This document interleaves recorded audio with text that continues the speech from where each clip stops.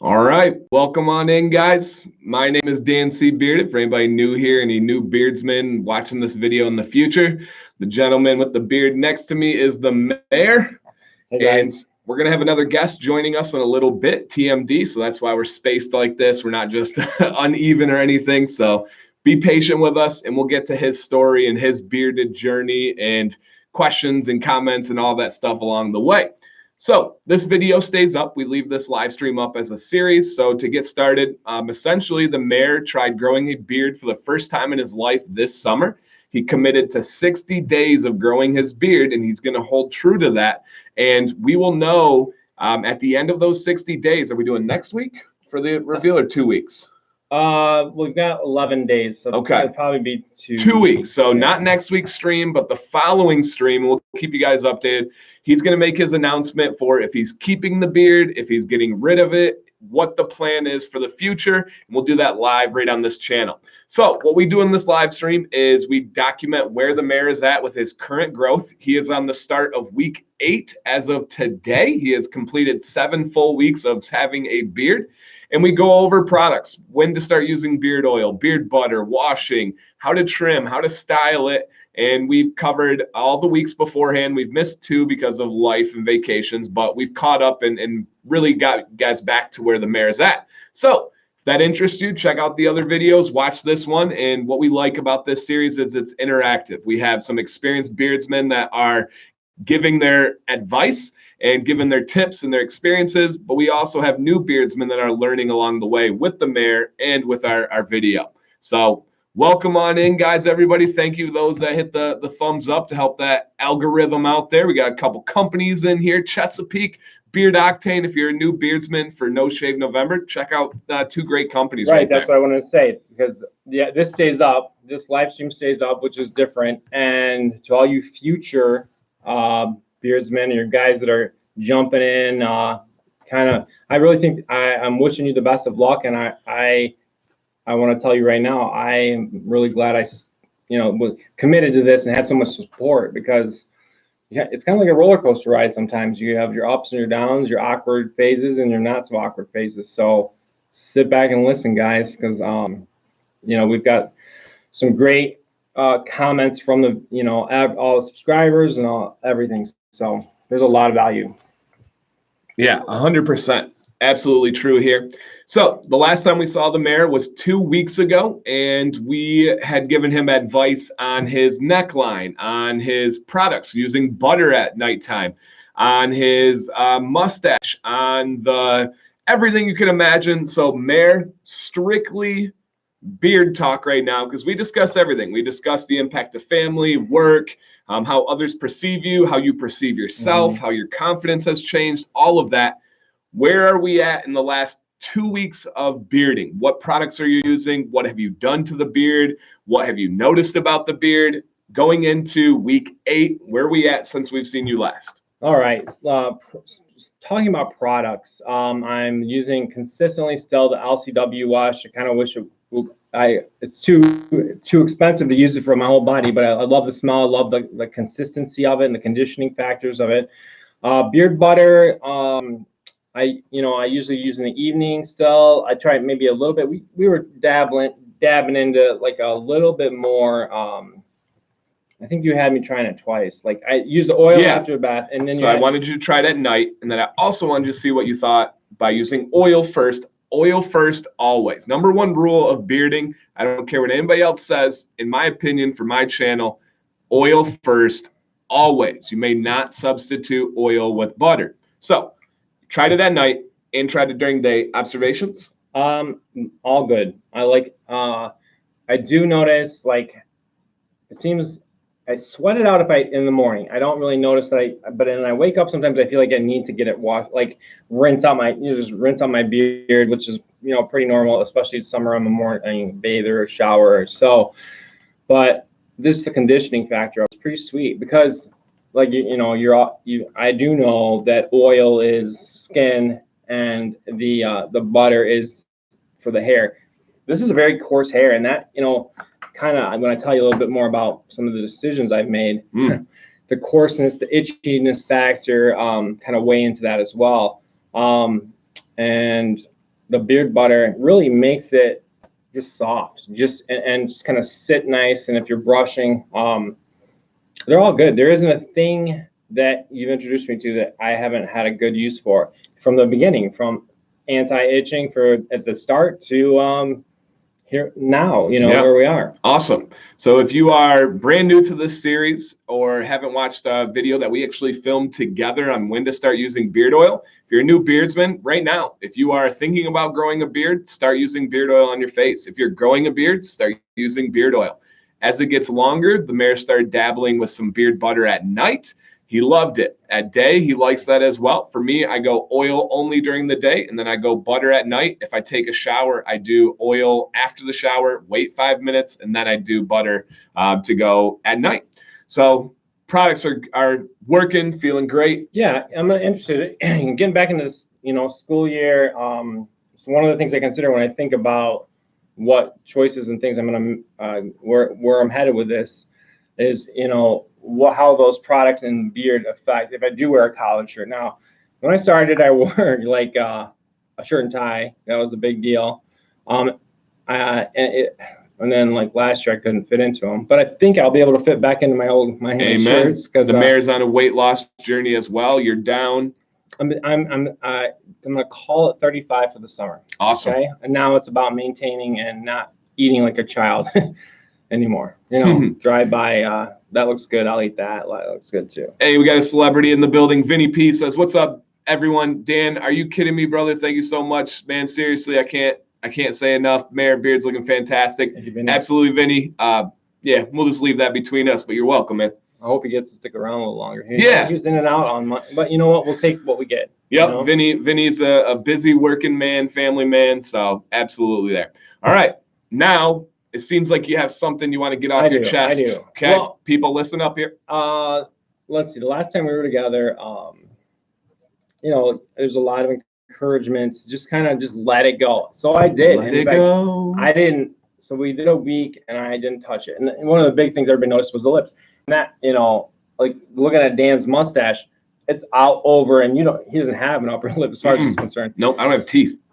Which is a good thing for you guys. We were in Dauphin Island, Alabama, and it was hot, and I lost my upper lip. It went like my hair just seems to really grow fast, and he is taking biotin. So a huge thing is right now he's taking 10,000 mcg's of biotin a day. He's using Beard Octane's biotin, and he doesn't have any before. He doesn't know where his beard was growing beforehand, any of those. We don't know the variables, but his hair is growing fast. Yeah, and it's crazy to think that June 1st, I had never had facial hair my entire life, and today I recommended biotin to somebody. Wow. Yeah. Did they ask you? It was actually someone's wife. No, well, they're just like, it was a good friend of the family, and they're like, his hair doesn't grow on his head as well or on his face. I'm like, well, what about this? Biotin grows all hair. All hair. You can ask my back. Hey, there you go. Okay, so what happened? So a lot of you may know I have been hesitant to, bring up the topic with my wife. Now she's ultimately, we have a good relationship, and it's not going to be a deal breaker whether I hang on the beard or not. But the beard after 3 weeks, because I didn't bring anything to trim with to Alabama. After 3 weeks, I don't know. I think I may have had a few. I was just real comfortable, and I brought it up at the wrong time. And I think she used the term disheveled. And she just said, and in her opinion, she likes to, when she gives me a kiss, she likes to be able to feel my lips. So, and that is not uncommon. It is exactly the same for Sam. If there's one pet peeve of this entire bearded journey, it is kissing my mustache. Yeah, and I've never kissed it, so I can't say. Right, that would be hard to. We're not about to try either. No. Sorry, guys. Sorry, Joe. So keep your shirt on. So it kind of got me thinking, and I kind of got, and I had like a spiral. Like one night I was laying in bed worrying about some things, and had got bit by like 50 different Alabama gnats that, like, you don't even see them, and then all of a sudden you have like a welt And then I have this beard, and like I knew like I just wasn't comfortable, and I got to thinking, and I said, well, we're gonna hang out for this journey, and if this is something that's gonna extend past it, possibly, it's time for me to start thinking, what do I want to? What is my beard gonna be like? What's the goal? Beard goals. And I didn't, so when I got home, I just kind of cleaned up the lip a little bit. Definitely. As far as the neckline, I was always talking with Dan. I mentioned like the last 2 episodes about the little nurdles here. Yep. And I don't know. I've kind of got this. I don't know if you guys have this, but like I'm almost settling into a phase. Like I like how it feels now, and I like it a little longer, but I don't like it really longer. And I think that might be who I am with my beard, And you guys accept me without any beard from the beginning, which was awesome. So I know, that regardless of where it goes as far as if hanging on to a beard, I think there's I know people with facial hair, people with beards. A beard is a beard, and we'll see when we see Todd later. He's got the circle beard, and I know I just love the acceptance in this group, and so I'm like, they're not gonna really care. Like people encourage me to let it grow, but I feel like I grow hair pretty well. So I did. I trimmed it up. I kind of cut it to a more comfortable length for me. It's actually a little short. So you used a traditional trimmer and a guard? I used and I read the directions on how the guard works. Okay. That's important. And I actually had one of the things I did. I don't know if you guys have been hanging out here a long time, you know that I made a mistake like week 3. Mm-hmm. And I kind of got this side down. Well, I think one of the big issues was I had an old wall, like clipper set, and I don't even know where it is, but the plastic guard on it didn't quite fit onto the other one. So it was like from the base and how that's impacted, I don't know, but I kind of just took my time and paid attention this time. That's good. And it really was pretty slick. And are you happy? So all the advice was to let it grow for now, and you thought in your mind, this will make me happier where I'm at. This will make my wife happier, cleaner. How do you like the results? Even because how long ago was this? Well, when we got back on Saturday, so Sunday or so. Okay, so 3 or 4 days. What were your initial thoughts when you did it? And then what are your thoughts now? Because everybody in here, for the most part, has experienced a bad trim, and it's one of the worst feelings in the entire world. It's like someone taking a shot to your mans, your guys down there, we'll leave it there. But yours obviously doesn't look bad. So what do you think after you did the trim, and now what do you think as it settled in a couple days? After the trim, initially, I felt a lot more comfortable around my mouth. And then as far as I cannot remember the last time I liked looking at myself in the mirror and like catching my self, and I love the way it looks. So okay, I don't know how to say it. So this is a point, right? This is where it's a big point. Tim Lee, one of my best buddies, he says you might have his son in class this year. Awesome. He's got an 8th grade son. You'll go through weird and awkward stages where it might look unkept, but push through it. It's worth it to get past it. There is a ridiculous amount of truth there. You start growing, you like it, it's shorter, it looks cool, you got that Hollywood beard going on. To get length, you said that your wife called it disheveled. And she's not wrong. She's not wrong. It's not going to be a smooth process. No. Right. But not everybody has to go through that phase and to get length, right? You can be happy with a shorter beard, but everyone that gets through it and goes to the other side is unbelievably happy. I have not met a beardsman that has gone through the awkward phase, gotten length and a good looking length, and kept it and then got rid of it. This is like, there's awkward phases when you're just starting, and then that's like a turning point. That's a big awkward phase. That's like, that's, I don't know how you would classify it. That's like a full on beard. And you got to go through it. And so there's some people that will never experience that because they want to stay in the clean kept state. And again, that's fine. If you're out there, you're deciding what you want to do, that's an option you have. But you'll never know what your full beard potential looks like, feels like, any of that. I mean, it's Well, never say never. Let me say this though. And we're not revealing any plans for the future. We can talk about his thoughts and everything, but 2 weeks from now, we're going to give the actual. We're either bringing razor, we're bringing clippers, or we're talking about a style or a goal. We're going to have that pivotal moment. Well, here's what I can tell you. When I started this, it was a summer thing. And wholeheartedly, that was it. You thought going back to school, it was going to be gone. Yeah, I couldn't even imagine it. So that's where I started. I'm not telling you anything else, but that's where I started. Okay. That's why. And he didn't tell me that, and I never asked.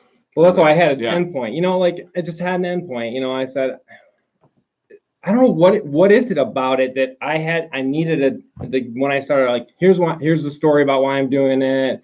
It's the summer thing and that kind of thing. So I don't know what it is, but deep down, I think that's where I was at in the beginning. And quick sidebar for myself here to gloat a little bit. A couple people have had some really nice comments in the chat about my beard today, and I would agree. I'm having one of the best beard days of my life. I will say the only products in my beard today are the products that I'm consulting and helping develop. So first time that I've worn them during the day. We've been working on the ingredients, the process, the shelf life, the stability of them for over 6 months now. Today's the first time where I've been able to use it in beard and style my beard and everything. And it is killing it today. So thank you for the kind words on the beard and the mustache and everything. It's a pretty proud day for me today. So I like where it's at. One of the other things I didn't know, having, like, a lot of times people, it is rare. I think there's like 15 different times that if I didn't have the support and the commitment, that I would have just kind of canned it. And I think people do it all the time. But one of the things I didn't know is, for somebody with beard, a shorter beard, are the products still useful? And I'm unbelievably yes. I mean, you still literally have a good amount of hair on your face.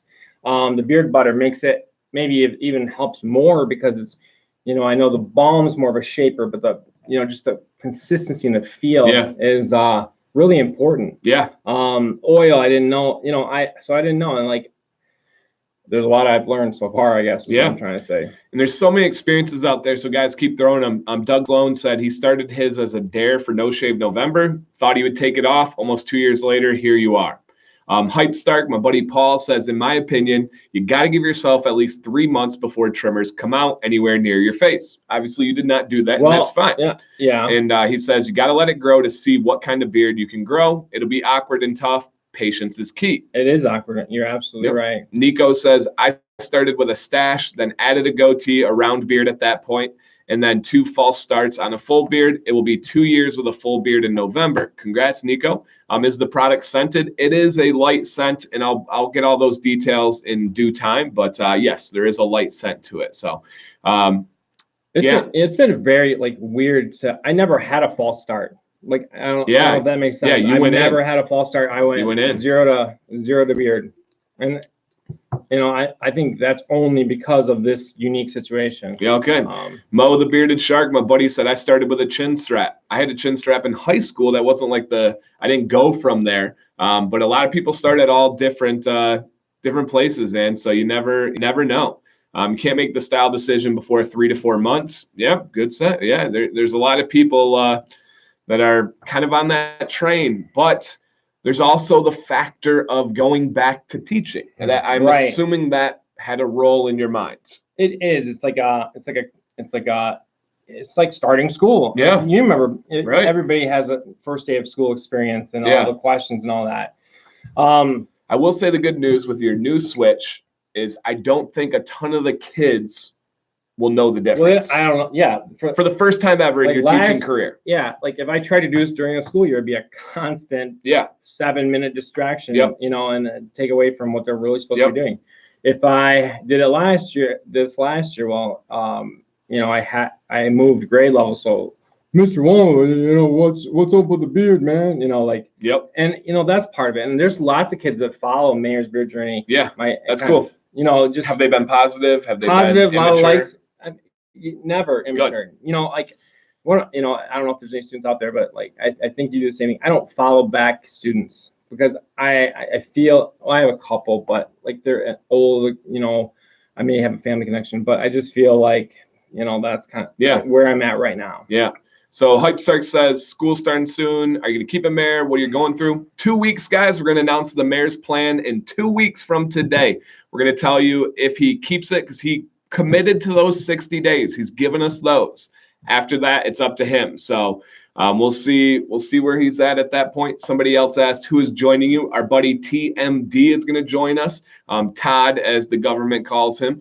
He'll be joining us, and he has a whole roller coaster of facial hair experiences and ups and downs and life experiences. The dude's a walking audio when book. We start, it was, you know, it's like in a we don't have a romantic relationship, but you know how like you get over that moment where you're like all your great stories have been told. Yeah. And the fact that we're still friends through that point, through the honeymoon phase. Right. And it, you know, it comes down to respect and, you know, he like just a funny little story. We happened to realize that he's fine. He was in California for he hit the road the moment school got out, and came back. And it happened to be the day we were flying out to Alabama. So you know, he didn't want to run a car to get back home from, you know, Detroit to Flint.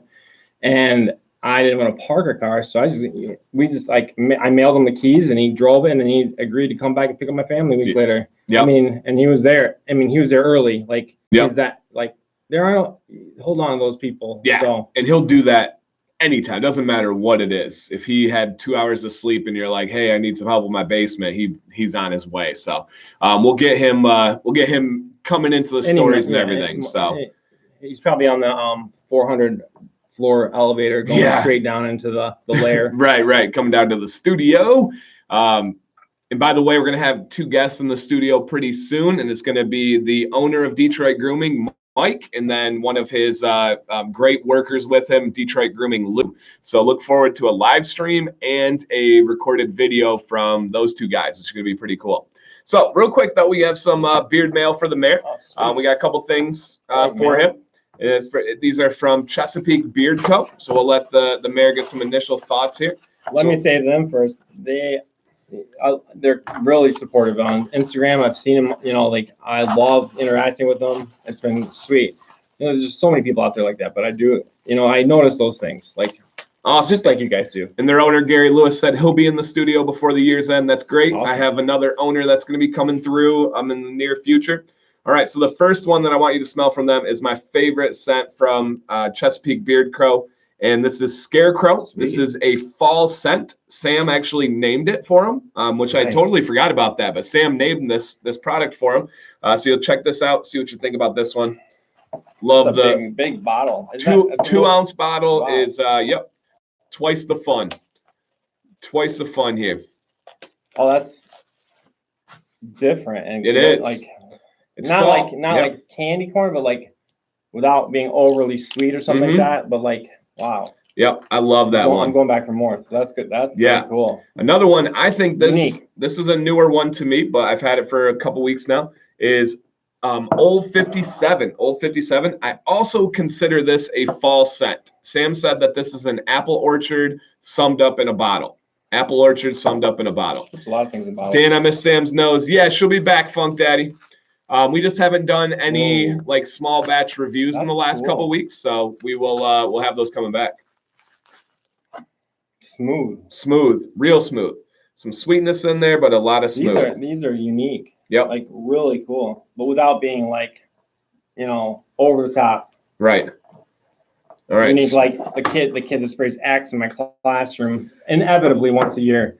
And then everybody goes the other side of the room. Yeah. Because or the girl that busts out the lotion that she stole from her mom that has sparkles and lights up the room.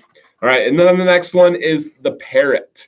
And this is, to me, a vacation type scent. Summer vacation type scent. Wow. What you think? Love it. Love the variety. Yep. Yeah, Sam's great with her input, man. She's unmatched with her nose. And then the last one here, this is from Chesapeake. I have mine upstairs. Hit you with this. Whoa. Bam. Awesome. We got a Chesapeake tumbler. Thank you. That's massive. That's sweet. Show the people there. Super cool. Super cool. Wow. So, yeah, the mayor says, even if it's for a short while, that is the risk. We don't know. So if not, he's got some good massage body oil. So boy, I'm all twisted up inside right now, guys. Cannot go wrong there. So yeah, I love thank those. you. That's awesome. Yep. That's very kind of you. Gary's the man there. Gary's the man. And he didn't ask us to go on and make this a reveal or anything. We just chose to do that. So it's yeah, absolutely just truly awesome. All right, Mayor. Yes. What's your next topic you want to ask the people about, that you want to get input on, or anything at all? Just a quick little story, and I'd be interested to hear from you as well. After our vacation in Alabama every other summer that we get to do is one of the few times that I get to sit and talk to my parents, which I highly suggest you do, because you think you know them really well, and then all of a sudden you learn things. Yeah. Go figure. They were busy raising you the last time you guys hung out that much. So my dad's family is from Pennsylvania, and I didn't really realize how connected to the Pennsylvania, and people are asking, a few people, if you don't mind, is where in Bama? Dauphin Island. So Mobile Bay is I was looking at the maps. You can't do it like Michigan, but just a little bit of Alabama touches the Gulf of Mexico, and it's basically Mobile Bay, well known as Gulf Shores, Alabama. Okay. And that's on the other side of Mobile Bay, which interestingly only gets to be about 10 feet deep. It's huge, but it's only about 10 feet deep. So Dauphin Island is like a barrier island on the other side of the bay, and it is the opposite of Gulf Shores. It is like there's like 1.5 restaurants. We get all our food from a place called I think I said this on the last live stream. It's called Skinner's. Whatever they catch, like you can go in and have shrimp. You can have them do them mild, medium, hot, salt and pepper. Like just I could still be there. Fresh scallops, like at a reasonable price. Like I bought when I was on my diet, like scallops were something I could have the serious part of the diet. I could have like 3 scallops, and I paid, I think, about nearly as much as I paid for a pound in Alabama. Wow. So anyways, yeah, it's an island. It's pretty remote. It's like the houses are at least 15 feet elevated above it's basically a beach. Wow. And real quick, someone asked how old I am. I believe I'm 31 years old. 31. I get it. What's it? I genuinely get like 30 and 31 confused. I think I'm 31. So yeah, 31 years old. And that's going to be interesting too, because I'm in the middle, and then we're about 10 years apart. Like, yeah. I don't know how it works out. Almost exactly 10 years apart. So 31, 40. Yep. 40. And then Todd is 50, or turning 50. He hit 50? I think so. Yeah. So we're almost exactly 10 years apart. We were trying to come up with that Instagram name for him, and I was really kind of, I said the mayor was searching for available domain names. DanC plus 20, something like that. Oh, because the ages. Gotcha. Yeah, that's good. So what were you learning about your family? We got on tangent when I asked about the Alabama side. That was my fault. We were very my grandmother was like basically Mennonite, and I didn't, she kind of drifted away from that culture, which is, almost Amish. They, when they work, they sell, they use electrical tools and things like that. But anyways, then I talked to my dad about, beards and the Amish faith, and a lot, with your generation and your parents, facial hair was kind of not a thing. And I said, and I threw my idea out about the whole military thing from the World War II and like that. He didn't, he was my dad, so he wasn't real mean about it, but I don't know if he bought it or not. And then, I learned about my family, and I said, well, okay, so in the Amish faith, and we were just talking about this, how, if it's so like looked down upon, and my dad said, he believes that there's it's a simplicity thing, and the Mennonite or Amish, it's about not setting yourself aside in your faith and things like that, and you grow facial hair, and why would you take it off? And it was kind of a cool conversation to have. So the beard, you know, I learned some things. I thought my grandma was Scottish, and you know, she was very connected to that. So kind of cool, just that came up. You know, it was. And it was that brought up because of beards. Yeah, That's you know, cool. because I think my dad's, you know, I, you know, not a ton of my family. I'm, you know, I'm just sharing with them what I'm doing with this, and we, looks like TMD is TMD's here. elevators finally hit the floor. So, All right, you all gonna right. grab them? Yep. And I'll entertain. All right, guys. So in the chat now, hit me with some. I'll put this in the middle here for us.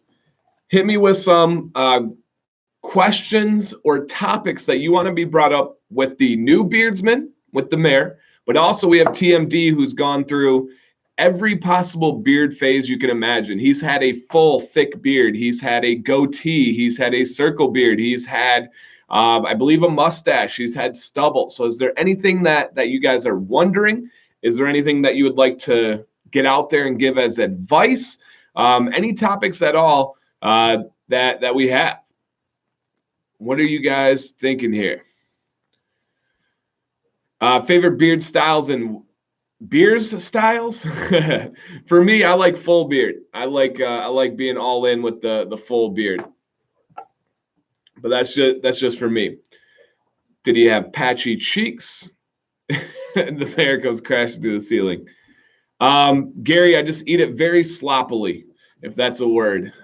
All right, welcome on in, TMD. You're right over here, buddy. Hello. Get to introductions. But yes, I'm a big chicken wing eater, and it's no fun. With the mustache, it's terrible.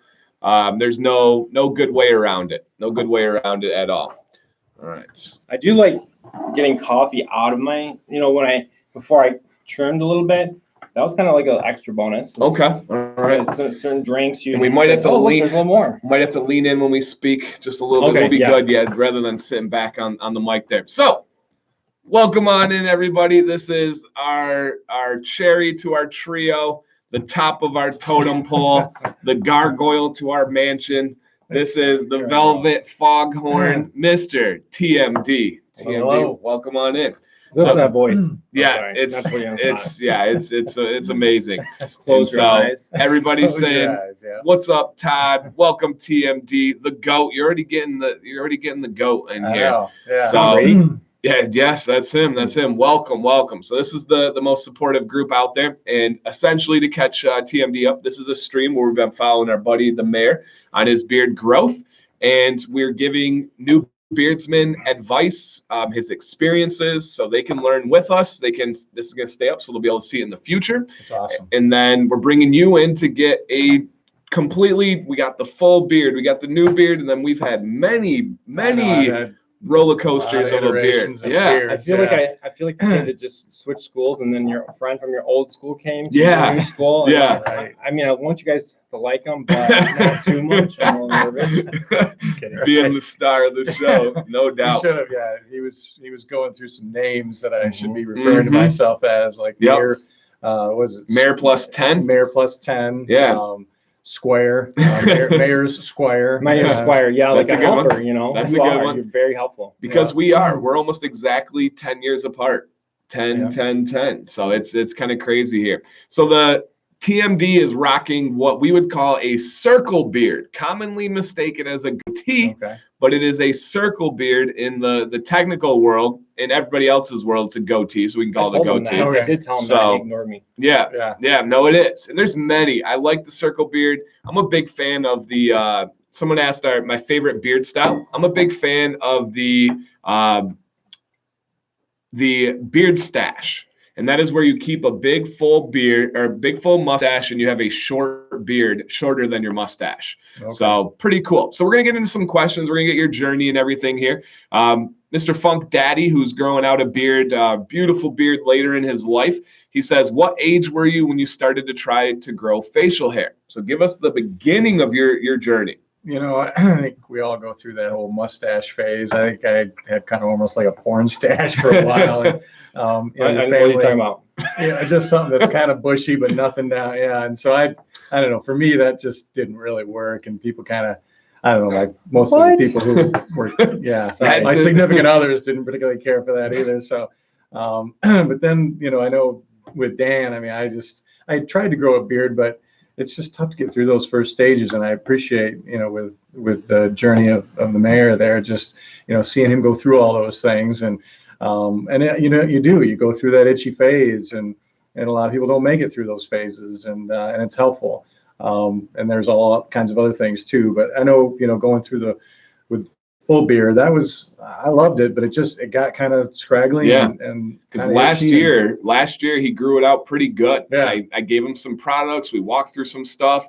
It's on the path. Yeah, it came in thicker than a Snicker. I mean, you had a fully covered beard. Yeah. Wait a minute, you're gonna hurt my feelings. I thought I did well. You have. Right. But you're good too. Yeah, yours is all right too. This is like Jax, you look cute today. Max is like, what about me? Like, all right, Mayor, jeez. Sorry. But super thick. Even and this is kind of unique, right? We almost need a fourth person that has bad coverage and patchiness to get the full experience. I suggested Rorik. Yeah, I think he would be a good one. So he would be offended by that. But you know what? That a lot of people just don't grow a beard like pretty thoughtlessly. Right. That's a really big part of it. And and so somebody asked real quick, and this is a good question for any new beardsmen that are out there. Timothy says, does trimming your beard off and letting it regrow make it thicker? No, 100% not. That is a myth. Essentially, your hair, as it grows, it's thinner at the ends as compared to the base of your hair. So if you have a shorter beard and then you shave it off, the hairs are going to look like they're thicker just because of where they're cut at.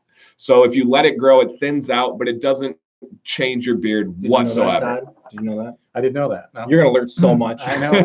I did know that. I've heard that. So sorry. Beardology here. TMD had a full beard last year. Yep. And then one day, without telling me, and we'll get into your significant other and stuff, nothing shows up, and not even like buzzed and went down to a 2-guard like the mayor over here. I feel like Hype Stark is mad at me about my Paul's the way he felt about that picture when he's like, wait a minute. Yeah. That's how you felt. When he came in freshly shaved, like I know, freshly shaved, Home Alone, slap on the aftershave. Yeah. Where were you at? Where were you mentally there? Well, and it's kind of like with my fiance. I mean, it was the reverse of that because, and this will come back, I'm sure, in stories. But I have a long distance relationship with my fiance who lives in California, and I travel up there quite a bit. And I mean, it doesn't take me too long to grow a beard. And one day I showed up and got off the plane, and she didn't recognize me, and so. And it was, a big deal, and she wasn't really too sure about it. But then, once, she gave me a kiss, and a couple of days go by, and she really liked it, and it worked out really well. And so, hear that, Betsy? Hey, Betsy, give them a chance. Give those beardsmen a chance. But yeah, and I stuck it, hung in there for a long time, thanks to Dan. He was, give me the products, give me some tips and tricks to managing it. And it was great. I loved it. And it just, I think it gets to that point though, where you got to make some decisions, and that's where he's at. And I just bought, this is probably going to sound very silly. But I had bought some new shirts, got them for Christmas, I think it was. And we normally wear ties to work. He's like our top-notch, best male staff member. Yeah, dapper. Bow ties and real nice shoes and stuff. I think he has on Fridays are the cane days. I'm wearing Adidas Ultra Boost with like an Adidas golf collar, and you make it work. And that's me. That's me. This dude is dapper to the dandy. Yeah. So I think after a couple of weeks of with beard products in there, I started noticing my collars were getting really kind of oiled up, and I just bought some really nice shirts, Brooks Brothers, and I thought, man, these are expensive shirts, and they're ruined. So that's a good topic. We'll pause there. Mm-hmm. So I get that question all the time because as a teacher, I used to wear a lot of collars. I go more collarless now. Sometimes I'll dabble in that professional world, but people say, what's going on? Why am I getting product on my collar if you're not? Mayor. Well, Todd, let me tell you, you're not alone in this. It's just a volume of oil you're using. Same thing if you have it show up on your cell phone or whatever. Like my brother was telling me, it's just cut it in half. Like again, remembering the idea that oil is for the skin, and it's there's other like different things, beard butters that you use for your like making your hair soft. The oil is just about like making your skin healthy and not getting irritated when it's growing and things like that. And I was enjoying the scents so much. I mean, you put that in there. So addicting. And you gotta try these. These are awesome. My goodness, it's just incredible. And like one of my favorites was Command Bastard. I just love that stuff. It's like candy. And you put it in there, and it just, I mean, and I would get through about half of my day just smelling it and loving it, and then I would think, man, I don't, towards the end of the day, I can't smell it anymore. Yep. And so then, I guess just your natural inclination is to let's put more in the next day, and so I'd really just coat it. It was damn near dripping. He wasn't the best guy for a few weeks. I remember that phase. But I love the smell. That makes a lot of sense. Actually. So and so then. I think I undid myself, So then, like he said, I just got frustrated one day and just nailed it. Yeah. And it hurt to do it, but then I thought, well, maybe I'll try something different or whatever. But I'm kind of coming back into the fold here, just with a circle beard. Got a question. Yeah. When you did that and then you came back to school, like you're actively in school and you have students, what percent would you say? What happened? Oh yeah, they didn't. In TMD, we all teach together. So we all teach together. Yeah, they did not even recognize me. They were shocked. Because you had a good probably 3-inch, 2 to 3 inch beard. Would you say? Pretty good. I mean, it was off his chin. Yeah.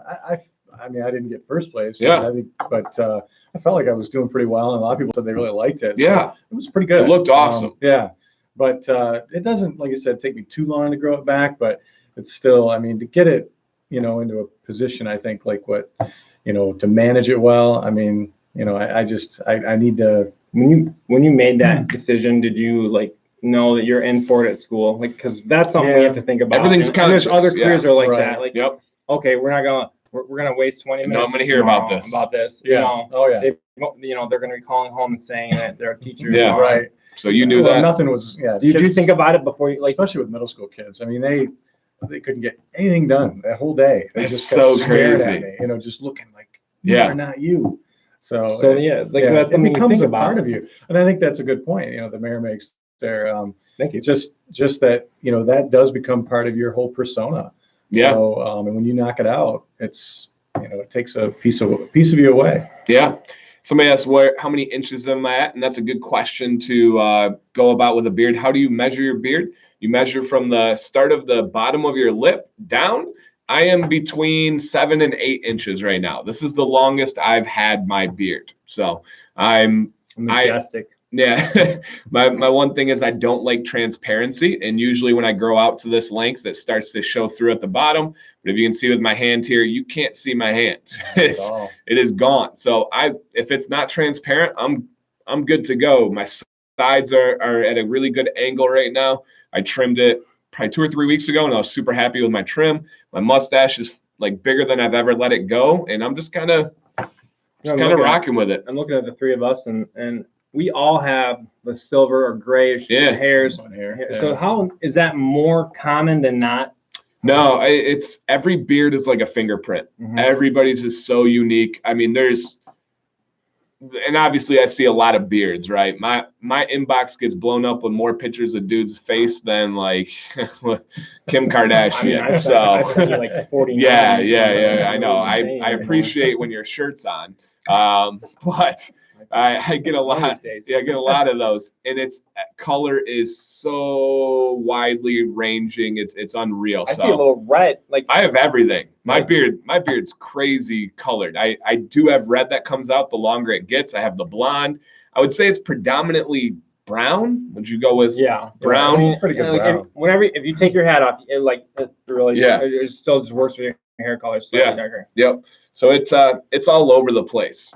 Someone said, Dan, what kind of shirts do you wear? I wear a collarless polo. So I wear like a Nike Blade polo or a Nike capped collar. I'm really digging those. I actually just bought a new one off Amazon, and it's going to be here tomorrow. It's called like 3T or something. It's an Amazon company. So I'm going to try theirs out. If I like it, I'm going to buy a lot of them. It was like $35. If I can wear it on a regular basis at work, cool with me. So that's the kind of collar that I wear for. So it has buttons. Yep. It's three or two, like 3 buttons, like a normal. It's around it. Yep. And there's no. So instead of having the flap over the top, it's just got like a little like flat collar.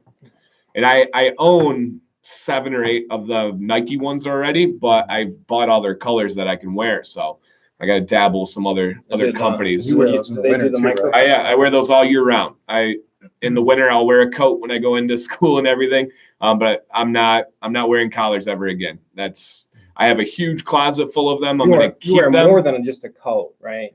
Like just a coat. Like, yeah. Right, I have normal clothes under it. Yes. Okay. Yes. The beard, would be really long for that. Right. Sorry. Right. So wintertime, Dan goes sleeveless at work. That is true, Joe. It's it gets the job done. Parent teacher conference time. You gotta make sure you're out on them a little bit there, a little bit. So yeah. Right. So TMD shaved it last year. Ed had a good question for Todd, but I think it's going to be a really good one to open up for the chat, because I don't know if Todd has proven himself to be able to live this question. And I don't know any different, so I can't answer this question. The mayor he's dabbled on both ways of the line here. So the question was, let me get away from the ambiguity there. The question was, I have times where I feel like completely shaving off my beard. Todd, do you have any advice for me to not shave my beard off? Right. So again, for me, that thought process is so many years beyond me. I can't relate. I said recently on my channel that I'll never make a video about how to have a great patchy beard and stuff. I don't think I should talk about that because I don't have a patchy beard. So yes. Right. So I shouldn't be talking about fighting the urges to shave, other than my biggest advice would be, what's up, man? Would be that the reward is worth that temptation. This reward is vast and beautiful, and we've talked about it many times on this channel and on this stream, what it's done for my confidence, what it's done for my life, what it's done for the way people perceive me. I mean, it's endless. It's endless. So we'll start with Todd. So if someone were to ask you, man, I'm thinking about, I got the itch, and I've literally considered opening a hotline. Beard Octane is working on a phone number for me. Them down. Literally talking them off the edge. This is not a joke. I may open a hotline for people to contact me and say, Dan, I got the razor, man. I got the razor, and we'll go into my silky smooth voice. She said disheveled. Yeah, she. If you didn't hear, Betsy called his beard disheveled, so that's why he trimmed it. And they're calling you, don't make Dan talk to me, man. And she said disheveled. So, what are you hitting the people with there, Todd? And I think you're just going to have to. I mean, what are the things that are detracting or taken away from? Are you? In my case, I was having some issues with probably too much product in there. I wasn't managing it well. It was causing some problems with my clothing that I bought. I needed to work through it. And if I had worked through it, if I had thought it through, I'd have kept it. And I think it's just one of those things you really have to work through. Are you getting, is the beard something that brings, great joy to your life, like what Dan was saying? Or is it something that you're just feeling like, you're part of the crowd and you just want to stay with it? I don't know. I mean, for me, I enjoyed it. I love the products, but I think I got to learn to balance it, and I wasn't doing a good job of that. For you. So, I just saw the dribble. So yeah, I think you just have to kind of weigh that all out and see, if it's something that you can work your way through, like I could have. And then right now I'm doing the round or the circle beard, to kind of get something going again. And I may fill in the sides. It wouldn't take too much. But yeah, I mean, I look at some of the beards, look at Dan's. I look at beards. Some of the pictures of these guys with these great looking beards. I think, wow, I can't quite get to that level. It feels like that takes a while. But yeah. So for a comparison of time here, like the famous TMD is bringing up is, if you were to look at my beard and you would say, man, that's a time investment, how long would it take? Let's say my beard's at 8 inches. I think I'm a little bit short of 8 inches right now. The average human male grows a 1/2 inch a month. So this would be, what are your stats? Over a year. I am dang near an inch a month. I'm about twice as much as average. Part of that is taking biotin every day. Part of that, what makes a healthy beard? Knowing how to take care of your beard, knowing it's essentially about my testosterone levels, and I try to push myself to be the manliest man possible. I was chopping wood before these guys arrived. I like to scream at neighbors people. Were still out. Yeah, yep. I got here. Yep. So I like to make people cry. I think it's important sometimes. So it's part of life. Yeah. So that so for me, this is about probably an average of 8 months of growth.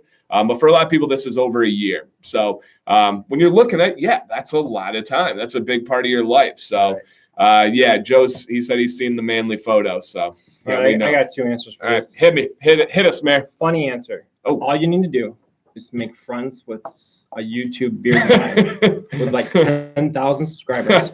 Then you need to set up an Instagram account and get like 350 bearded guys who check your picture every day to see how you're doing. Keep you accountable. You're going to stick with it. And they're going to send you stuff to help you along the way. Right. Now, this genuine answer is kind of from that. First of all, if you have like a wife or people that you are very, want to be attractive to them, you don't just do it. Or you have a discussion, you have a plan, maybe even say, we're going to go to the end of the summer, and we'll take a measure there. Question. Let me cut in here. And this is genuine. My beard length and style, where I'm at, and this kind of just popped in my head, Sam does not cross my mind with it. Period. Like, it genuinely, when I'm like, right now I'm at my longest, right? I've never had my beard this long, and it's been a conscious decision to grow it out longer. I have not thought about her attraction to it whatsoever. Is that wrong of me? Or is that a unique situation with the channel and life and stuff? Are you asking? Yeah, asking you guys.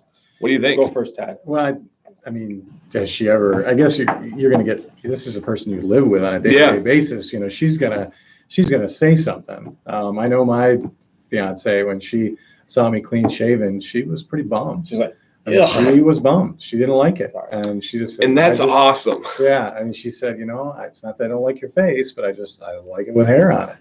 And then when I started doing this, it was just because I got back from vacation, and it was like right at the very beginning of the vacation, after she had expressed how distraught she was about it, I said, all right, let me grow something.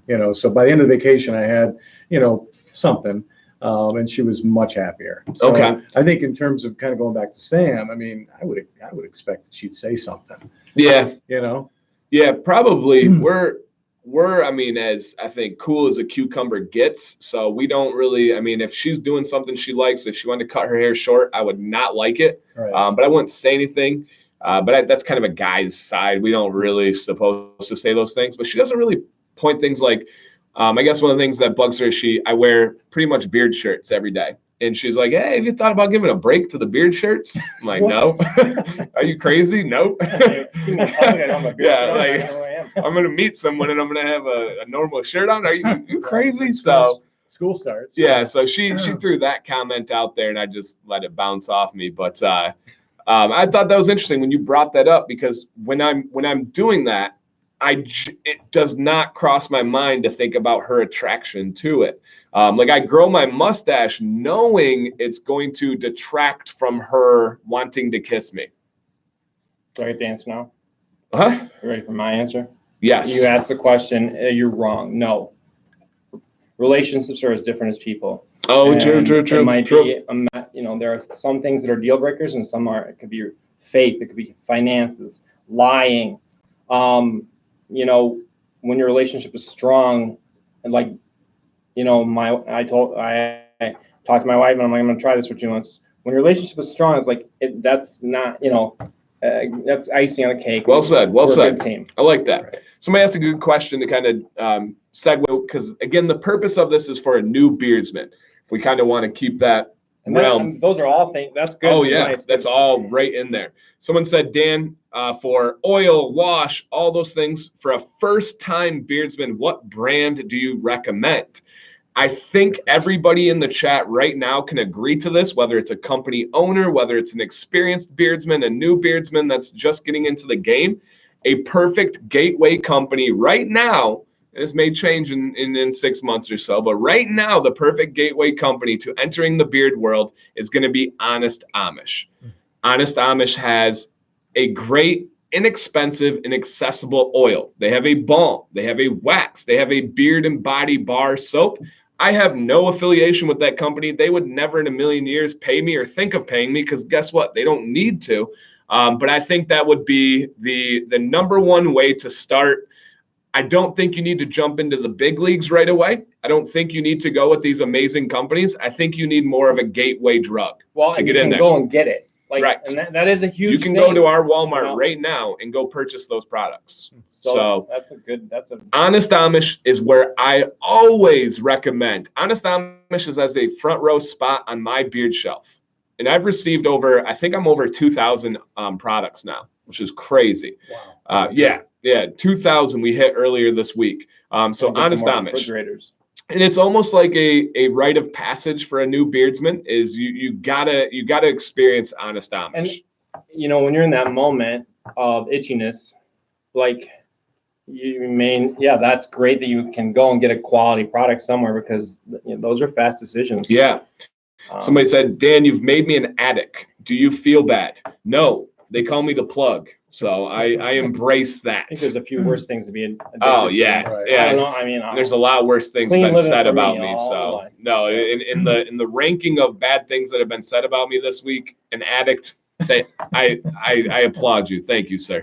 That is very nice. And families talking about that stuff. Yeah, it could be a lot worse. So right, Betsy. One thing that I'm taking right now is Beard Octane's coconut oil capsules. And someone says, what is the benefit to consuming it as opposed to topically putting it on your beard? And it would be the internal health, right? It's gonna strengthen your overall health. Taking coconut oil is good for your health in general, right? People take them as I think they're called bullet coffees, right? They put the coconut oil right in their coffee.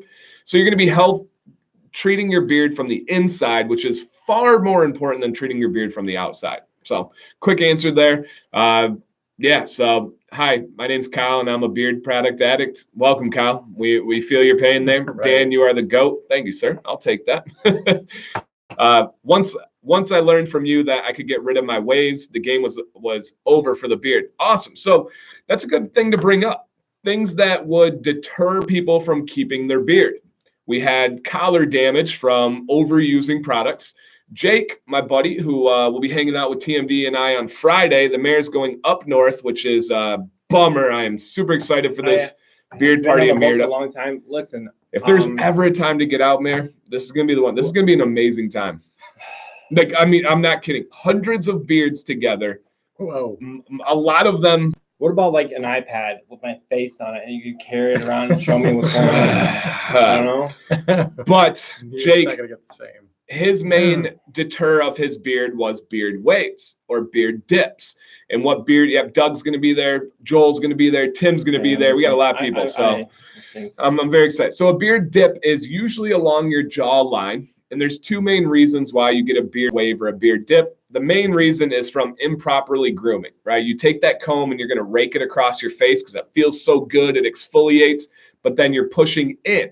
The second you get past your chin, you're pushing in still, but there's nothing to have a backboard. So what you're doing is you're pushing your beard in just below your chin. That causes it.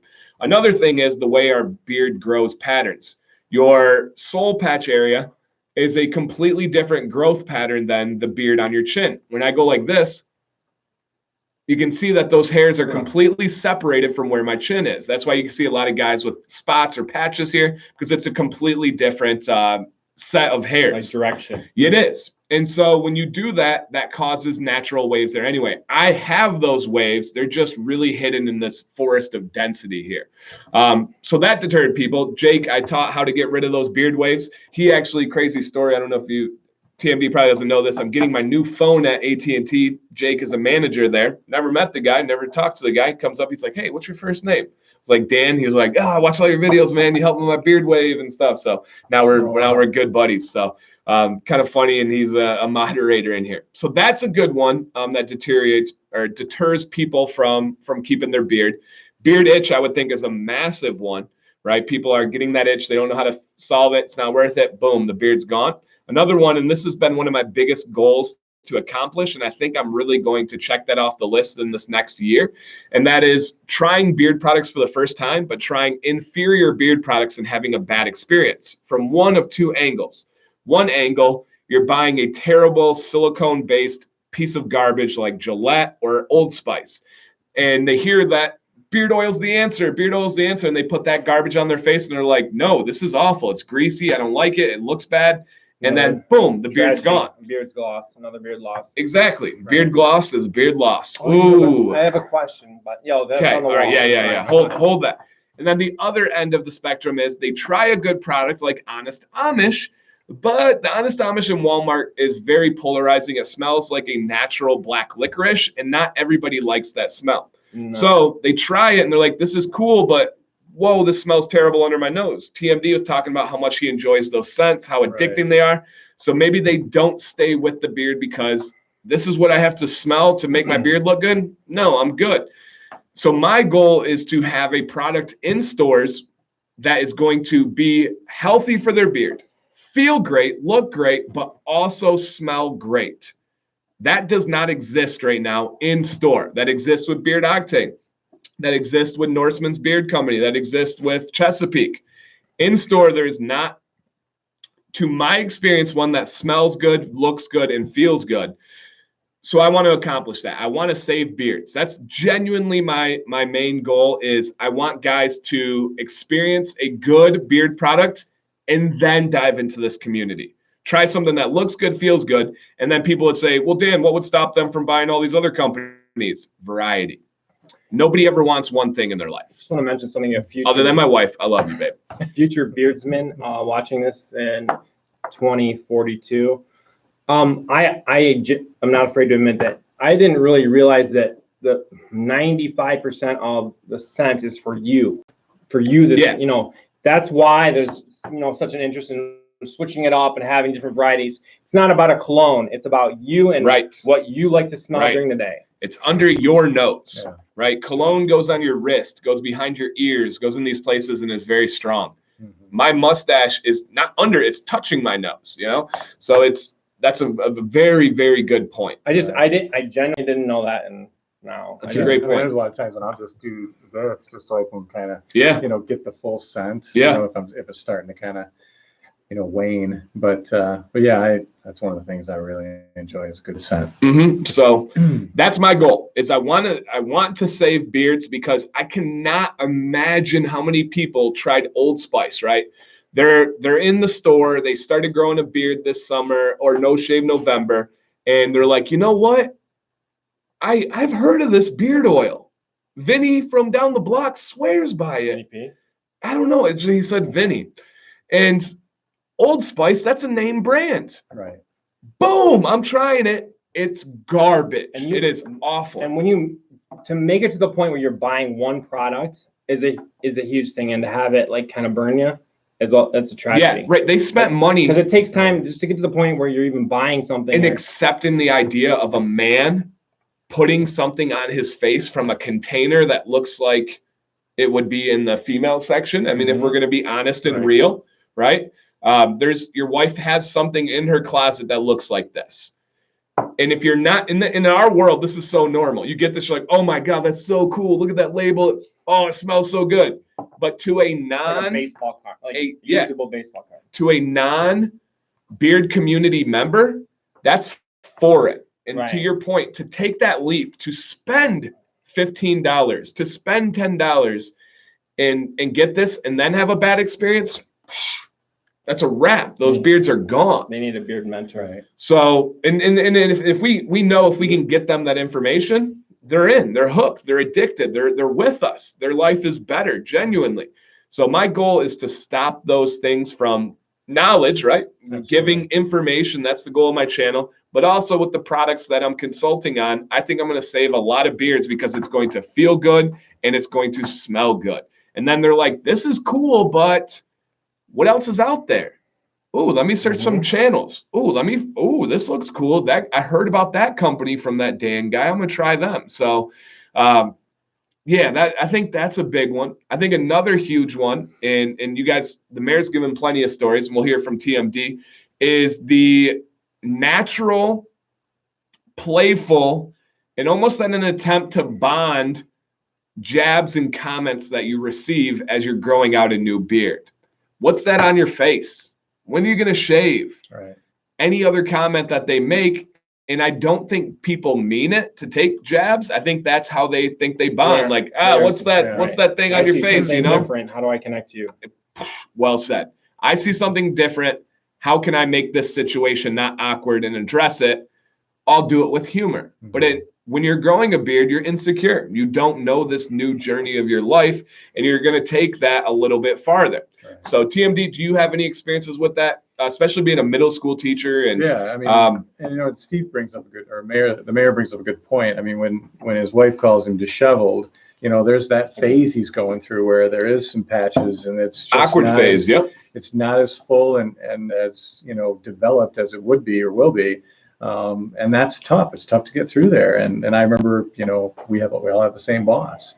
And she has a way of, you know, saying some things like, oh, you have a beard, you know, and it's not like, oh, I love your beard. I mean, she says it with purpose. I mean, she would like and politely and professionally. And she's not real happy with it. She noticed. She noticed. And, you know, not mine yet, though. So there are times when, you know, when your superiors, maybe they don't like it. Or well, you just significant others. What do you mean? You know, like, you know, you're more about it. Like, yep. And for me, I try to just address it with our boss, who is wonderful. All three of us love, and we would say this, we've said it a million times off stream. We really do. She's nearing retirement, and we hope she stays on for as long as she can with all genuine intention. You realize when you have something. Yes. When the thing's just going smoothly. Yes. That doesn't only happen. My favorite word in the English language is appreciation. Always. And so few people actually appreciate things they should. Right. But we were actually at a wedding reception, right? We each had some adult beverages, I'm sure. And the beard got brought up. And the statement of loving my face without a beard or something along those lines, with my wife sitting right next to me, of course. And I just kind of laid it out and was like, this beard's here. I broke down the channel, and she knew I had a channel, but she didn't know I had a channel, right? She thought it was just something that I did, and not really I realizing the level of my involvement. And she was good. She sat back and said, I'm at a place now where I know that beard's not going anywhere, and I'm glad I understand this now. So that was a really cool moment with my professional life, where I think there was that fence of hoping something was going to change, and then me giving my explanation of what the beard means to me and how much I love the beard and all this stuff, where she was content and was like, okay, I'm good with that. Now I know. And so that was cool. We all teach in middle school. And like middle school is like 3 years of growing that awkward phase of a beard. Yeah. So like you have to be a compassionate person. And we teach all 3 grades. Yeah. Right. But like you're just plugged into that, and you know, your strength is your weakness. And so, you know, we're not gonna ruin our lives on, you know, a comment, but we're checked into it, and it does matter, and words have value. So that's why we live in that middle school, because, you know, literally middle school is like being in the awkward phase of a beard for a long time. So yeah. So Tim asked a good question. He said, if your boss said to cut off your beard or you're fired, would you cut it off? Well, that's illegal in the public working space. So we would never have to worry about that. But there are private industries that can say that to you, which I think is ridiculous, right? I always give the analogy that they would be able to tell guys to cut their beards off, but they would never tell girls to shave their legs. And I've always seen that line as it's something that grows naturally. I don't like that line, but it happens. But if that question was posed to me, I'm done with my job in a heartbeat. I'm of course in a unique situation with the channel and my life. But I always get brought up to, and we brought this up with the mayor, is people have said, if I'm going for a new job and I feel like I need to shave my beard for the interview, what is your advice? And my advice is do what's right for your family. You got to do what you got to do to live. But I personally would never be able to live with myself working at a job where I could not be myself. And I mean that. I am a teacher of a lower income, right? I am nine or 10 years in now. In 5 of my years, I was frozen on income. And I knew my income going in, so I never complained about it. I'm just stating facts right now. I have had multiple job interviews and offers for much, much more, triple more. And I've turned them down because I enjoy my job. I enjoy my life. I enjoy not having stress. I enjoy being myself. I don't know if there's a job where you can be more yourself than a teacher, right? We get to fully show our personality. Make your own, and you drive every day. Everything. You drive the class. It is everything. Pretty cool. And so I love that being myself. I would never work at a job where I could not be myself. And it would just kill me. I'm of the mindset I would find something that works for me. Yeah. Period. It's part of your persona now at this point. Yeah. If you, oh if my you gosh. Even if you trimmed it, I think people would just. They'd be angry. They'd be angry. Yeah. They'd be angry. Kids at school would be. I mean, it's expected of you now. So I think once you've owned it like that, and you own it, like no one I've ever seen. I don't hide it. He does. Anybody out there ever actually gone through with it and shaved, like, for a job, and how did it work out? I'd be interested in hearing any stories about that, because I bet it's happened. We're not. People make choices. Gary says I can insure my beard. That would be crazy. Right. Get like a lawnmower accident, and then Lloyd's of London, I think they do policies on that. Yeah. So that's I'll give them a call. Okay. Thank you. Get the connection in. And a couple things here, a little cleaning up. First thing is, if you were in on Monday nights, we're every Monday 9 p.m. live. YouTube has switched away from Google Hangouts that I've been using, and they're still going through some learning experiences, I think. And when you're going over the video, you want to take your mouse and scroll over the video and make sure, or if you're on a mobile, just touch your screen and make sure the part that says live has a red dot next to it. You may have to keep clicking that. That'll bring it back up to live. I'm sorry, my internet's worse than it was. Yeah, it's with the new thing, so I can check here. But my internet should be pretty killer, so it's not from this end at all. I was on Google Earth. I'm sorry. Oh yeah, the mayor might be stealing it. Yeah, no, we're doing good. We're doing good over here, but my children are here. It actually did go up when you did that. So make sure you're live. A second thing, normally we keep these streams to an hour, but that's almost entirely based on me going to coach swimming at 6 a.m. And I don't have to go coach swimming at 6 a.m. tomorrow. So we're hanging out as long as these gentlemen would like, and as long as you guys like. The mayor's kind of idea was as long as it's the chat is hopping and we're feeling the vibes, we're good to go. And you can, switch the video to a higher quality. If you scroll over the video, there's gonna be a little gear button that's gonna have the HD red letters. If you click that, you can go up to 1080p. So that is a benefit. It's a faster speed or a better quality, and that could be an issue. Actually, ding, light bulb. If your stream is going slower, click on that HD button and go down in resolution. If you are at a higher resolution, it's taking more bandwidth of your internet to pump this beautiful face at you guys. So that's a great point. Thank you, Gary. You didn't even know you're making a point, but man, that was perfect. Yeah, good job, Gary. And if you have 2 or 3 kids streaming videos, and that could tell them to go to bed. Go to bed. I can't believe it's already. I'm 10:15. We've been talking for an hour and 15. And welcome to my life, man. Monday, we went over 3 hours. We were still 100 people strong at midnight, which is crazy. We hit over 200, and Monday was pretty cool. We had over 1.1 thousand people stop in over 3 hours. All right, I have a question. Hit me. Or hit him. You may not be the guy on this one. I was going to say, or hit him. Or them. So when you're trimming down, like you're going to go from like a 4 guard length to a 2 guard length or whatever.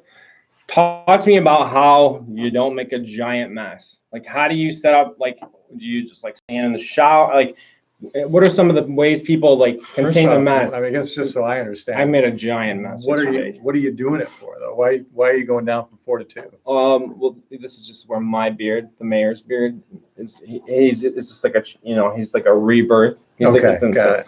We talked about this earlier. Just kind of we had some issues. I had some issues with the long mustache hairs. Paul said, "Stop trimming.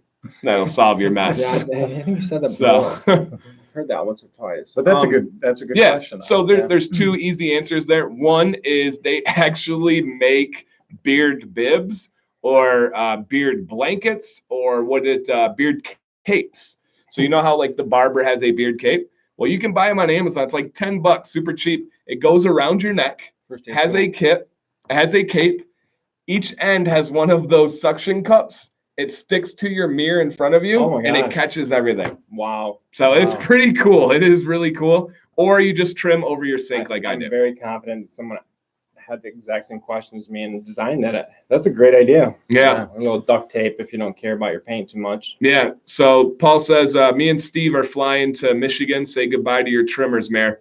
You have your final warning. Oh. Right. I don't usually condone violence or threats in the chat, but this one is very fast. as the judge would say, sustained. So you're good to go there. But that is a great point I want to bring up. If your stream is going slow, guys, change your resolution down. Hit the button that has the gear and the HD. I didn't think about that on Monday because normally we stream at 1020, or sorry, normally we stream at 720, and so everyone has faster feedback. Now that it's up to 1080 and we got that HD, it's actually a 4K camera. Yeah, but I didn't turn the 4K on because I thought that would be a mess. So thank goodness. Right. Switch your HD down. That should really help. Someone said they win giveaways by going down to 144. They're watching me in like block pixels.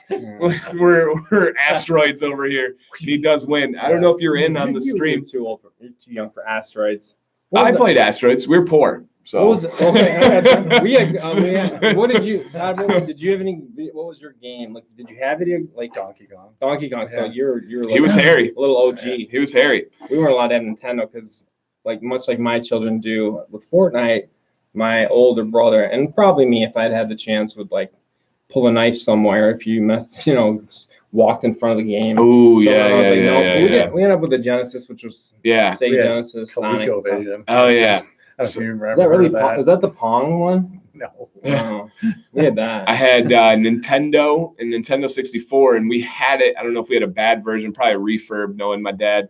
But we when you'd play it, if you stood at a certain spot in the room, it'd go fuzzy. So I'd be like, "Dang it, Maggie, move! Freaking fuzzing the TV again." Well, at least you said something, Mike. My son, he'd just thrown something. Move him. Yeah. Get out of here, Luke. That Genesis was the jam. Genesis was good. I like Genesis. Yeah, Genesis was cool. What was the one that had the controller and it had like the little screen in the controller? I think in Nintendo. Oh man, somebody's gonna help me out here. Dreamcast? No. Dreamcast. Yeah, it was Dreamcast. Yeah, it had the little. That was the next one after, wasn't it? Yeah, I think so. Was it a console too? It was a console, but the controller had Dreamcast. There we go. Had the little screen. It was like a terrible fail, but it was cool thought there. You were growing a beard back then when Dreamcast came out, right? So I get asked this question often. When was the first time you started growing a beard? I had a full out legit chin strap the start of my freshman year in high school. Nice. And that was the famous story where I was going to basketball tryouts. It was actually before school started. Basketball was in the fall when I played. They switched seasons to recruiting for girls to be the same and blah, blah, blah. But I was getting ready to go to practice in the morning. We had practice before school at like 5:30 a.m. And I got to get in the car with my dad, and my dad said, "Hey," I started shaving in like middle school, like 7th, 8th grade. So my dad said, "What's on your face?" And I said, "It's a beard, Dad. It's cool." And he goes, "No." He said, "The New York Yankees can't have it. You're not having it if you're trying out for basketball." And I was like, "No, Dad, I'm trying out for varsity as a freshman. Like I'm rocking a beard." And he goes, "You can do whatever the hell you want. You just better not come home tonight." It's like, oh my God. And he goes, "Don't worry, I'll wait." Fortunately, he's really changed his opinion on beards, right? Yeah.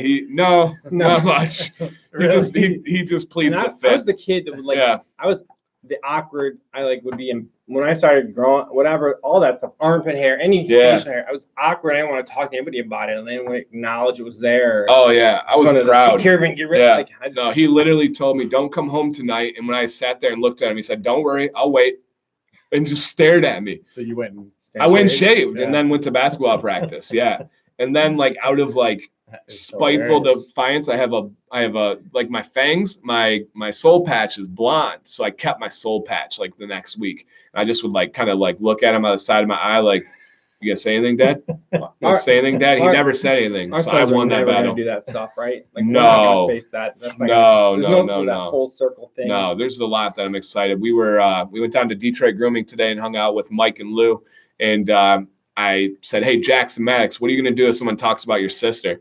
And they started beating him up. They yelled out, "Double team!" And they started beating him up. So I'm excited for those kind of moments. But yeah, we'll see. So yeah, I started shaving in middle school. And then I had the chin strap my freshman year. I rocked a soul patch for most of high school. I rocked some stubble. And then through college, I had a mare-sized beard. What's that supposed to mean? Okay. Point of reference. This is what it is. Yeah. And I pretty much rocked a stubble beard, and I had the almost exact procedure of where the mare's brain is at right now. I think he's going to have to go through the learning life experience that I did. And I would go down to like a 2-guard. I would let it grow for a month, and then I'd buzz down to a 2-guard. I'd let it grow for a month. I'd buzz down to a 2-guard. And then ebbs and flows. Yeah. And then I met Sam my summer after I graduated college. I got a job interview right away. I buzzed down. I did not shave, but I buzzed down pretty low. I took a guard, like the lowest guard, and went down, interviewed, and then from there started growing it. And Sam was the one that said, "Why don't you think about growing it long and not just having a stubble beard or a short beard?" And I was like, "Yeah, let's do that." So she promoted me to grow the beard out, and she promoted me to start the channel. I was watching beard reviews in the kitchen one day trying to win a giveaway, and she was like, "Hey, you like talking to people, and you watch enough of these freaking videos. Why don't you make your own?" You're gone too much playing Pokemon Go. Let's do something at home. Yeah. And it worked. Money. Yeah, I get it. She's a mastermind. Impetus. Yeah, yep. That's awesome. Yep, it hooked her in, and it worked out. The rest is history there. So when did you first start shaving, Mayor? Probably like it was like every 3 days towards the end of high school. Okay. So in high school, TMD? Probably right there at the very end of high school. Okay. Yeah, I'm a hairy fellow. You don't see it, but if I were to rip this shirt off right now, like Joe would like me to, it would be like a silverback gorilla that's just popping out of the womb. There's a lot there. I was the guy with the really furry blonde leg hair. Oh, nice. Kind of toned, like, why? It's kind of weird, but like when I wear pants during work, the outside of my legs, it wears off. And I look mine too. Yeah. So my outside of my calf muscle, because it's massive, not because I work out, because I walk on my tippy toes, because I have a tight Achilles heel. So but it looks like I work out when I wear shorts. But yeah, my hair grinds off my pants too, so it's gone on the outside of my legs. You do shorts so were you the guy with the blonde hair that didn't grow down, that grew crazy? Out. Fluffy. Why does blonde hair do that? I know about beards. I don't know about leg hair though. So Joe says only when the radio voice. Todd, have you experienced the radio voice? The radio voice? He does not know. DJ Silky Dan? I haven't never sat this close to you during it though.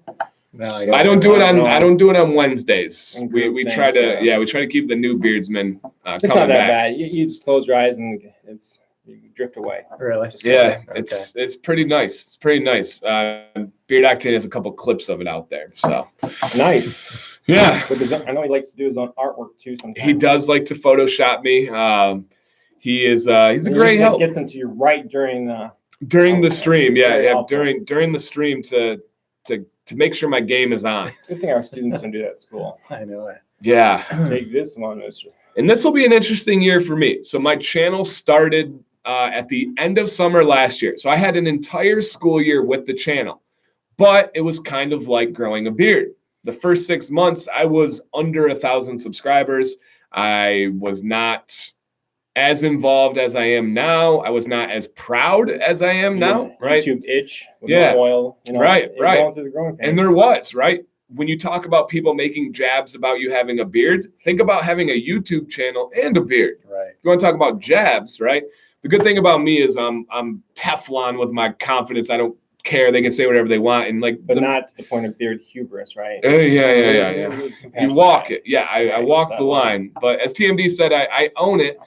It wasn't fully like that at the beginning. I wasn't like ashamed of it, but I wasn't out there being like overly proud and talking about it. So that kind of grew as the year went on. Now I'm coming into the year with a full-blown channel, and it's kind of interesting, you know.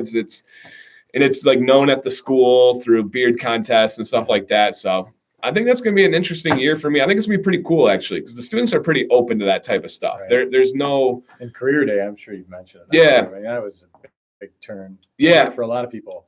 They knew you meant business then. Yeah. I don't think I ever told you this, but when you start, it kind of faded back from like the Pokemon Go times. It's like, what's, you know, and I told her about what you're doing. Her reaction was, well, what are you going to do? You know, great idea. No, you know, get on, you know, what are you going to do? Yeah. So I guess I probably should have told you that. I'm sorry I didn't, because that would have been encouraging. And you probably needed it at that time, but here we are a little bit later. Yeah. 10,000 people later. And yep, we're good to go. But yeah, like the people that know, I mean, kids, that's the thing for me is they can relate to it. Yeah. This is how people are going to learn about things, because you can build a relationship with somebody you trust. This is how you learn about things you might buy, you might do. This is the future, even though people think I think it's just getting started. Oh yeah, I agree. This is going nowhere. YouTube and the interactive kind of YouTube is not going anywhere but evolving. I mean, this is how people learn. If you don't believe me, I could not get the top off of a rubber cement container the other day, no matter what. And I'm an average, above average strength human. I could not get that thing off, man. I'm going crazy on it. Yeah. So I search, get the top off a rubber cement container. It had 60,000 views. Right, because I used 60,000 views on how to get the top off a rubber cement container. My mind was blown. It was some backwoods. Amazed, like, dude who never touched a phone in his life until his neighbor was like, dude, I can't get this rubber cement top off. And he's like, oh yeah, you just get rubber handle pliers, flip them upside down, use the handle, it pops right off. And his neighbor's like, dude, you need to make a YouTube video about that. Saved me twice today, YouTube did. First thing, we have a big fluorescent ceiling light, and I couldn't get the stupid plastic thing to fit in the frame. Yeah. And I looked and I found somebody with the exact light, and he showed me exactly what corner to bring it in first and how to turn it. Yeah. I might have broken a little bit, but it's not noticeable. I stuck it back up there. It's good because no reason to get a new one. And then my lovely wife painted our front door, our west facing front door, dark blue. Well, we already had a problem, and I think I showed you guys. Yeah. We have a half circle window, and like the glue with the hot sun on that side of the house, the glue holding that window and just runs down. And now that it's dark, it gets hotter and you can see it better. Yeah. So I had to install like tint to our storm door, which I don't know if you guys have ever done tinting, like with the bubbles. Yeah, like they're direct. It was awful. Like you sneeze in the other room and that sheet is ruined, and it cost like I spent $50 on the sheet, but I did get it to work. It's useful. It's not perfect, but like, no, I had to watch YouTube. It's the way you learn. Joe brings up a good point. He says, think about the amount of car mechanics how much business they've lost because of YouTube. Like, are you? Yeah. I mean, you need to consider. I do not have a mechanic bone in my body, but my lawnmower would not work. I could not get my my mower deck to go up. I realized that this cable broke. I found a YouTube video on where to buy the cable, how to replace the cable. It wasn't easy. This was a complicated process. Probably $400. And I did it. You know, before this was an option. Todd is a big car guy. He was a big what's the name of your Westphalia. Yeah, Westphalia. So he's big into repairing cars and stuff too. But I would imagine part of that is YouTube and learning along the way. I mean, I've gone from here to California and back, and there and back again, and gone to Maine many times. And I'll tell you what, that's exactly what I did. Is whenever I had problems, just YouTube it, and it saved me. Many times. So I wouldn't know. Because somebody's done it. Somebody out there has done it. And thankfully they record it. Right. And a couple good questions here. I'll start with Marcus. He says, I'm not liking when my beard looks glossy when I put product in. Is there such thing as a matte beard oil, or am I putting too much in? You're likely putting too much in. So you got two options here. One is the carrier oil is not agreeing with your porosity of your hair or the absorption rate of your skin. And that can happen. Some more high-end carrier oils take a little bit longer to absorb. I'm guessing that's probably not the case if you're wondering that question. So you're probably using too much. You're just not letting it absorb. Because the thing people need to remember with beard oil is not water-based. There's no water in there, so it does not evaporate. The only way beard oil goes away is it absorbs in your skin, it absorbs in your hair, or it is taken off of your skin and hair. Use the fingertips, give one of these. Yep. And remember too, lighting is huge. Like I would catch, especially at the beginning, because I feel like it was layered, because there's more skins. I would catch all the time, and everybody else like, what are you talking about? It was a bigger deal to me. There's like a million things that were bigger deals to me than they were to everybody else. So you're likely using too much product. It could be the carrier oils, right? My beard loves sweet almond oil. Some people's beards don't like sweet almond oil. You just got to kind of play with that and figure it out. Another question is, Dan, they said somebody asked, said, Dan, you are near an inch a month of growth, average is half an inch. He said, where is the mare at for growth per month? That would be a great question if we could measure the mare's growth for a month, but we have no idea. For science purposes, for the science teacher. Here's what I will tell you. Not as good as the trusted teacher. Okay. It's gonna be shorter than that. Just by a hair. Literally. And that's the mare for you. I mean, I feel like it could be great, but again, this whole process kind of gave me the idea to say, but this is, I guess, where I'm at right now and what I like to ride. Right. So we can't know because of the trim jobs that he has going on, and maybe next summer. Unadvised trim jobs. And okay. Wait, did I do something wrong? Yes, I did. I mean, is it on my lip right here? It is. So the one I had no guard on it. Yeah. I was freewheeling. Well, that's what I would do for mustache. I would do that. So he's got a little nick out of the mustache. Oh, can't believe you're got right here. Yeah. Yep. And it's like underneath too. It's all right. Yeah. This is like wouldn't notice. 2 days later. So that's why we didn't say anything because I thought it was a bigger to me, but no, apparently it's no. That's why we have this stream, is for people to relate and be like, oh my gosh, Mare, I did that. I know it. Or you're saving someone from doing that. Or you saving them. Didn't you do that like 3 weeks ago? And you didn't learn. Brian brings up a question. I addressed it earlier, but I never have a problem with people coming in and addressing it again. So feel free to fire away with question, guys. How do you measure the length of your beard? The length of your beard, once you get a beard that can be measurable, not like a shot at the Mare, but his beard would not be able to be measured. It's under an inch right now. Incalculable. Yes, right. That's how we describe him in all ways. Does not compete. Yeah. He did not compete. Compute. Compete. That would be a different story. Like when you do your kicks. Yeah. Measuring your beard would be from the bottom of your bottom lip down. So for me, this is about 8 inches, right? 8 inches. In some guys' playbooks, they'd want to call it 10, but it's 8 inches there. TMD, I think you have crazy hair growth rate. I think yours grows in really fast. It can, yeah. I think if I use some of the biotin you get. Biotin, yes. Yeah, biotin. A B vitamin. And B vitamin, okay. Which that's what it is. It's a B vitamin. Okay. But this is not a competition, okay? All right. It is. So my next question, and it's going to pivot both ways. Someone posed this to the Mare in a way earlier, and I'm going to pose it to TMD. So someone said, would the Mare consider going to more of a round beard or circle beard or goatee? And how would you like taking the cheeks off? And then somebody also asked, would TMD consider filling in the cheeks? start with you, TMD. What is your thoughts? Definitely. I mean, I would definitely consider filling in the cheeks. I think, I don't know about the mayor, and he's lost some weight here. As of 35? late. 35 pounds. Whenever I gain weight, I gain it right here. I mean, I'll gain it other places too, but everybody can see it. I can't see it. But yeah, the ears did. Look how inflated they are. It was a bad summer. You get the beard, you just start to look heavier, and I think, I mean, I'm not that narcissistic, but I still, when I look at my face and I got a big fat beard and a big fat face, it just doesn't work for me.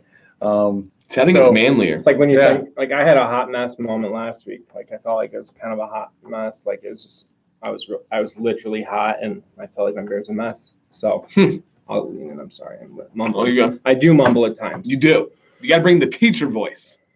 It's just getting back in. It's getting back in. Yeah. You got to season the throat a little bit. Says, Hype Stark said, just do it. Just do it. Yeah, you're right. Just do it. Right. You really do. And the super amazing benefit TMD has is a supportive fiance and significant other with him growing. Pro beard. Are you kidding me? These dudes are like running out of the screen like, and grow your beard. And she's smart. Super smart. I mean, and so there you go. It's amazing. And so win-win. And with a long distance relationship, a lot of it is she has to live through seeing that face. You know, I mean, if she wants to see some dang beard, put the beard on her. Come on, man. I think that's jeez. Right. So I'm kind of agreeing here. So Hype Stark is like my long lost twin. It's so crazy. We're like freakishly on the same wavelength always, like in a really scary, like seriously scary way. He says stash beard plus Todd equals winning. I agree. Thoroughly agree.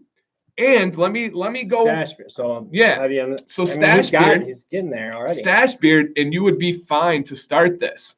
Stash beard is growing your mustache long and having a shorter beard in comparison to your mustache. So you would have a beard along that length of beard, but then you'd grow your mustache between where you're at and where I'm at. Or if you want to go full stash beard and go my length, you can. And it wouldn't exactly, as Hype Stark saying, it would not take long at all. Yours would be a couple of weeks and you'd have a stash beard. Really? It's just how we go about trimming it. And here's my reason why I think it would look good with TMD. He has that dapper, super, really cool looking style with a bow tie, with nice haircut, with glasses. And I mean that, like it all goes together, shiny shoes. A stash beard is dapper as heck. It is like the good version of hipster. And when people see that, it's a really cool and unique beard. So I think that's something you should strongly consider. All right. He's kind of like the Lorax of beards. Dude, Hype Stark is the Lorax of beards. Right? Yes. He speaks for the beard. Yeah. Grow big, fertilize. Yeah. And that you got to have that. So and he's also super nice. Does the Lorax have a hell of He's got a great mustache. Yeah. So, and if he's the Lorax of the beard, then we have the godfather of beards have joined us. Gentlemen, I don't know if you know Mr. Scuba James BeardTube is in here. You'll notice the check next to his name. Oh, okay. He's at 130,000 subscribers and is officially he passed the Sultan of Silver, and he's officially the biggest solo beard YouTuber in the planet. There's an Indian fellow who I'm going to do a live stream with soon, which is pretty cool. He's right there with them, but. Scuba is the beard father. I he actually dropped a video today on Detroit Grooming. You start growing a beard for the first time in your life at 40, and you start watching who else has facial hair, and it's booming, it's growing. It's very much with 18. As soon as it can grow a beard, the kids are keeping it longer. There's kind of like you did, but I see it everywhere. Yeah. And you notice it. I say it's like driving a new car. You don't ever notice that car before you own it. Now you own it and it's everywhere. Same kind of thing with beards, but with the exception of they really are everywhere. I had a girl like that once. Yeah. Not long. Yeah. Like Hype Stark's grilling BeardTube there. Yeah. Give him the Old Spice. Yeah. Go with Old Spice. Yeah, no, worst beard product there is. Old Spice and Gillette are the two worst. Agadir Men takes them actually, which is it's funny. There's always this raging, and we won't even get into that now. But too funny on that one. But yeah, he asked, should I use beard oil or beard balm? It's kind of a joke because we get asked that on like every question and every video and live stream and whatnot. Woo! All right. TMD gets his first experience, and he's been on the other end and has delivered it. This is called a super chat, and this is what donation through YouTube. BeardTube, Scuba James dropping the orange bomb on us. Says, can anybody beat that with $20? Thank you, Scuba. I appreciate that, Mr. Awesome. Godfather. Scuba, if you guys check out his channel, you all already know who he is anyway. But he dropped a video on Detroit Grooming today, one of my favorite companies. So he is very cool. Yeah, really good video. Some of the best. Neither of you have tried Detroit Grooming yet, have you? I have not. So that's one company's product I've never given to my buddies. I give everything. Like I've given hundreds and hundreds and thousands. I almost smell it sometimes. Yeah. So sometimes I'll let you close, do a little beard shake on them there. But I've never passed along Detroit Grooming. It's just too valuable for me. It's even if I have extras, I'm sorry. It's just something in me that I just can't do it. I just can't give it away. All of our things. So yeah, I really, really, really think Beard Stash is where you go with this. All right. I think we try that, and that will fit your style and your look.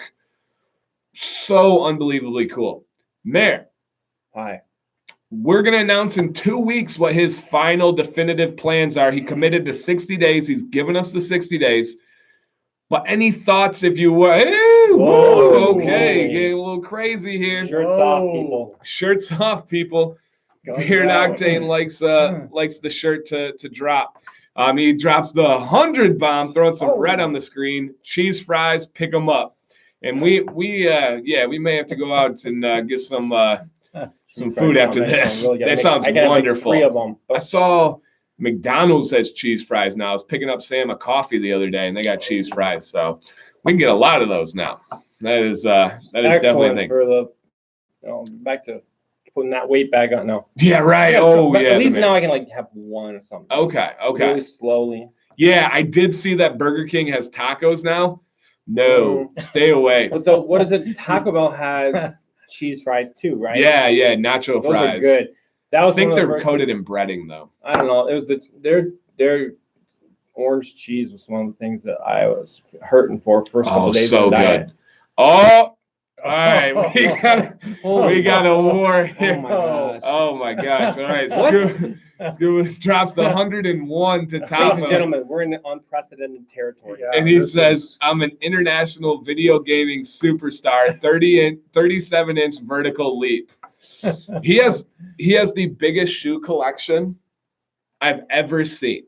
Really? I would estimate he bought a studio and he has a vault, an actual vault, like a beautiful walk-in like bank vault. Imelda Marcos and of the beard world. Yes, and he has probably 300 pairs of Adidas Boost in there. I have I'm a Boost head. I turned him on to Boost. You opened me. I walked through that door. Yeah, aren't they nice? I sneak them into work. Yeah, I wear them to work. That's all I wear. I mean, there's no more comfortable shoes. No. Really? So Scuba is a Boost head, man. He's a Boost head. All right, Nick Bird, Mr. PhD. He said the guy on your left, you're right, Dan, could also pull off a sweet scruffy goatee. Yep, keep the goatee, but keep 3 to 4 days of connecting the goatee to his sideburns. I agree. Whoa. So we got two pivotal moments there. I'm still thinking Beard Stash. But he could pull off a scruffy. So you let this grow out a little bit more, and then you have scruff on the side. But I'm going to step in here. This is his first live stream. We're not going to make him commit to anything right now. We're talking, I think he would. Let's say he wants to buy the car with the rust protection. See, I'm on board with making him commit. I know this man trying well. To help him fly. Yeah, I know this man well. And hey, let me not under stress, Scuba and Joe, thank you guys. That's not necessarily, but crazy nice of you guys. So man, thank you so much. That's huge. We get to hang out together. This is awesome. But that's your support is wow. That's crazy. Yeah, and the mayor and I were briefly discussing this beforehand. If we were to have a joint goal, because we're hoping with the mayor's decision that we're going to be able to continue this type of stream all year. Is to maybe develop a trip out of it, and maybe we do a Vegas trip and then have everybody that's in here meet at Vegas and do that. That'd be awesome. How fun would that be? Playing Alabama, I watched what was the very first one with Ed Helms in it. Later, Nico. It was like the bachelor party, like Hangover. Yeah, Hangover. See you, Nick. I'm not looking to create that to happen, but I think most guys see that and say that would be kind of awesome. And then you think about who would you take with you? Whoa! We might get this earlier than later. Whoa! All right, Beard Octane going ham. Yeah. Whoa. Okay. Beard Octane. Yeah. Gear for me or something. Yeah.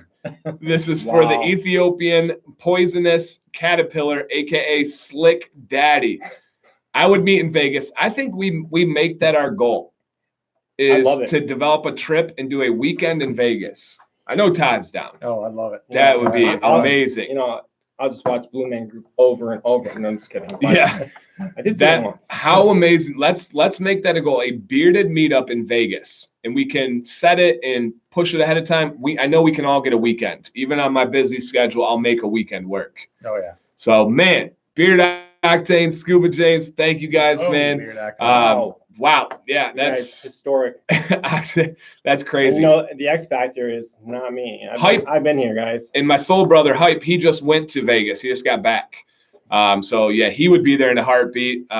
Steve would go. That would be crazy. We get all the owners out there. He said that is a long flight for me. No, it's – oh, yeah, that would be. It's worth it, though. Yeah. That's worth it. Just something to think about. That just like the beard, the stash beard. You probably ruminate on it a little bit. Yeah. Just saying before you sign the paperwork. Oh my God! This is good. This is a war. This is a war. Are we talking about historically? Where are we at? We had just the moment. The top is off. You're in right now. Yeah. You are. Yeah, we've had violence, speed, momentum. Violence, speed, momentum. We've got 10 million in the arena. We've had unique stream and stuff before with like Jack's had a situation and stuff, but this is crazy. Yeah, we're going to Vegas, guys. I'm starting to get really mad at Viva Las Vegas. This gotta be Todd, right? It's the Todd effects. Right. It's the TMT. The balance. That is oh my God. Right. Thank you, Scuba. Wow. It must be he's loving like Detroit grooming vibes. We're near Detroit. Something's happening today. So man, that's crazy.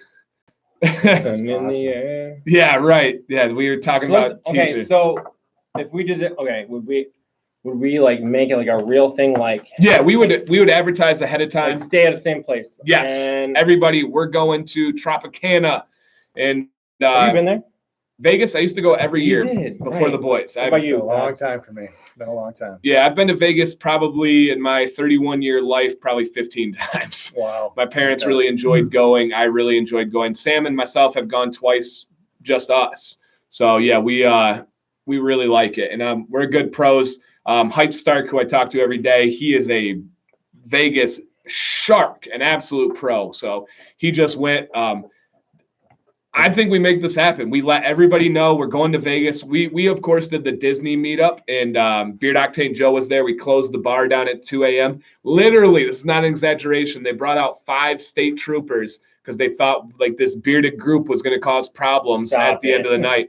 Not kidding, and not knowing that Joe is in law enforcement, so he's able to talk to them in the language and get them going. Wow. Yeah. It'll have an impact, but I love to hear it when the opposite happens and they do something good. There's like organizations out there that like all that'd be kind of cool. All right, so no, I don't, and I can admit that, Scuba. I don't know if any of these guys know. So he said violence, speed, momentum. We got 10 million in the arena. Does anybody know what he's referencing there? No. Okay, chat, help us out. Wait, vaguely. I don't know. I don't know. I wish I did, but I don't know what you're referencing there. But if there's an arena and you've got 10 million, I'll be in it. Yeah, that's a large arena. Somebody help us here. So if this is a beginning of a snowball. Yes. We need, if anybody knows somebody who knows I don't know, Vegas has been there all the time, or somebody that is like a travel agent. I don't know. How do we start? Like, what do we do? I don't know. Yeah, I think we just look up stuff. Wife. Yeah, we got to get like a time of the year. Yeah. 1993, 1994. Back to back. 1993, 1994, back to back. He's giving us Pistons. clues. The Pistons were 89, 90. Yeah. They didn't do back to back with Chauncey. Who was it, Rick? Is that NBA? Are you thinking NBA? Dr. Disrespect. Okay. I feel like Pistons were the first one. Okay. No. So Dr. Disrespect is a streamer. He streams Fortnite right now. I know that. And he's a dude that plays like a big character. He's got like a crazy mustache and wears like sure crazy that stuff. My son, Okay. both of them would be like, what? Yeah, of course, you know. Okay, so I know Scuba has a sweet Dr. Disrespect t-shirt. I saw that in a recent video. But I don't know the references there. That one was lost on me. But I do know who he is. And we're gonna look into it. That's a good teacher answer when you don't know is yeah. First thing you throw it back to them. Anybody comes back tomorrow with the answer, you get whatever. Right. But we'll look into it. Then you hit them with it. In this day and age, you should be able to research that. So, okay, yeah, you nailed it. Dr. Disrespect. Yeah, I know he streams Fortnite stuff, and he plays this big character. He's kind of crazy and wild and stuff. He's really just entertaining. Okay, he says, just YouTube those words. It's ridiculous. All right, we will after because we don't want to get demonetized and have copyright on here, but we promise to afterwards. So thank you, Scuba. Thank you, Beard Octane. That's crazy, man. Really something to think about. I mean, you guys are going to Vegas. This changes everything. Yeah, we're gonna. Who knows what I'm gonna. We're gonna make it happen. That sounds pretty fun. We're gonna start researching, and yeah, there will be no sleep. Joe said, just let me know so I can sleep a month ahead of time. There will be no sleep that is had on that trip whatsoever. Okay. And I highly need function. that, like, once in a while. You do. I have it often. You're wind up for it. Yeah. Mm-hmm. Yeah, and then just enjoy it. Plan it for like 8 months, and the newly invented water buffalo beer that TMD commits to tonight. Yeah. Full bloom. Full the bloom. horns. Yeah. It's gonna be all. I'm thinking because I'm gonna have a baby in January. They complicate stuff. Maybe a weekend in the spring. Yeah. Of 2020. Spring or late winter. What do you think?